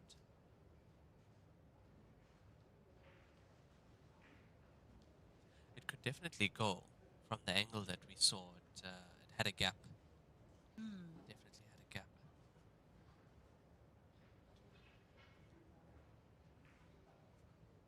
Come on, Xia, get on the scoreboard.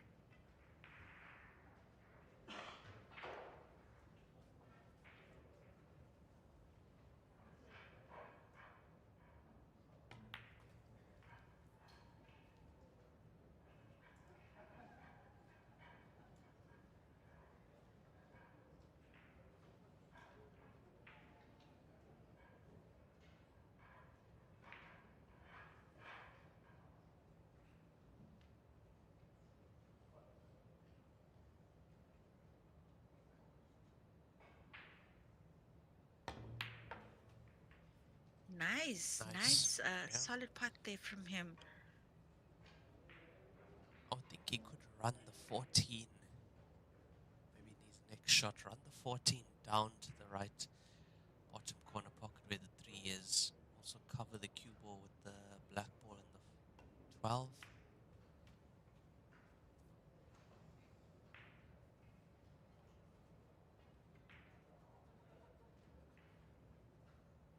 I'm just worried about if he plays that shot now, he has to be conscientious about the swim for the cue ball in the center pocket, Raymond. Oh, no, he's not going for that. He's not going for that. He's going to play the other side. The swim. Enough.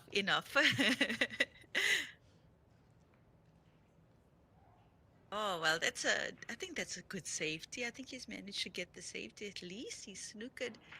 He might have just snookered. Liu. Yep, that's definitely a snooker. But in Heyball rules, you still have to touch cushion after making contact with your object ball. A good hit there from him. Good enough hit. There's a good chance he's going to come to the table snookered again. Yeah. Because of the positioning of the 11, 12 and black ball. Nice target. Just leave the cue ball behind them. He's definitely looking at it here. Oh, wait, okay. What is he looking at? Is he looking at a double? The 11? Yeah, I thought he was looking at the snooker. Oh, okay. Okay, but I think he might have left him with a straight shot. Oh my, he has. I mean, that was quite an ambitious snooker there from him to open up the balls and also, play for the snooker. But, no cigar. And he's overrun that. Yeah. Liu has overrun that. I don't think he expected the cue ball to accelerate that much after contact.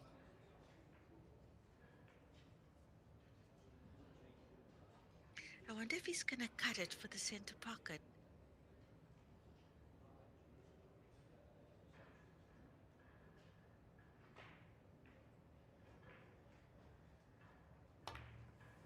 Oh wow. Oh, almost.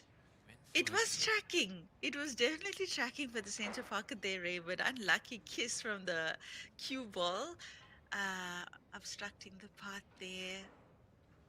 Pity for that. Very nearly on that one. A little bit loose with the cue ball in this frame is Liu. Few opportunities now. Little bit too comfortable, I think, with that 4-0 lead. All the pressure on Gia, and Gia's left him open again. Not an easy putt, but definitely a doable one. We've seen Liu smash these kind of shots already in the frame. That's what I'm actually waiting to see. Is whether he plays it the way he played them earlier. Because earlier he was really fully committing to these. Yep. Oof, beautiful. Unbelievable. And he seals his spot in the next round with 2 lives. Liu, well played. What can we say, Raymond? Some excellent play there from him. Unbelievable how solid that was. That was a solid performance from Liu. And race to 5. Just have a look at his cue case. Oh, it's the Yabao. Looks familiar, doesn't it? It does Very look nice. familiar, yeah. Very So he's sporting the popular Yabao cue set from China. And you know what, Raymond? I think Liu definitely looking like a hot favorite after what we've seen in this match for this category. So, ladies and gentlemen, Raymond, we've got the next match coming up in just under an hour. Hey. Just over an hour, actually. Yeah, we had this match was finished in under an hour, so local time in Brisbane, it would be 3 p.m. that the next match will be coming to us live from the TV table. So Okay, we'll be great. back. Yeah, we'll be back in about an hour. Thank you guys so much for joining us, and stay tuned. We'll be back soon. I'm Raymond Tilak. Over to you, Lenika. I'm Lenyukta Chetty. Guys, remember, just over an hour, we'll be back with the next category. We'll see you later. Bye.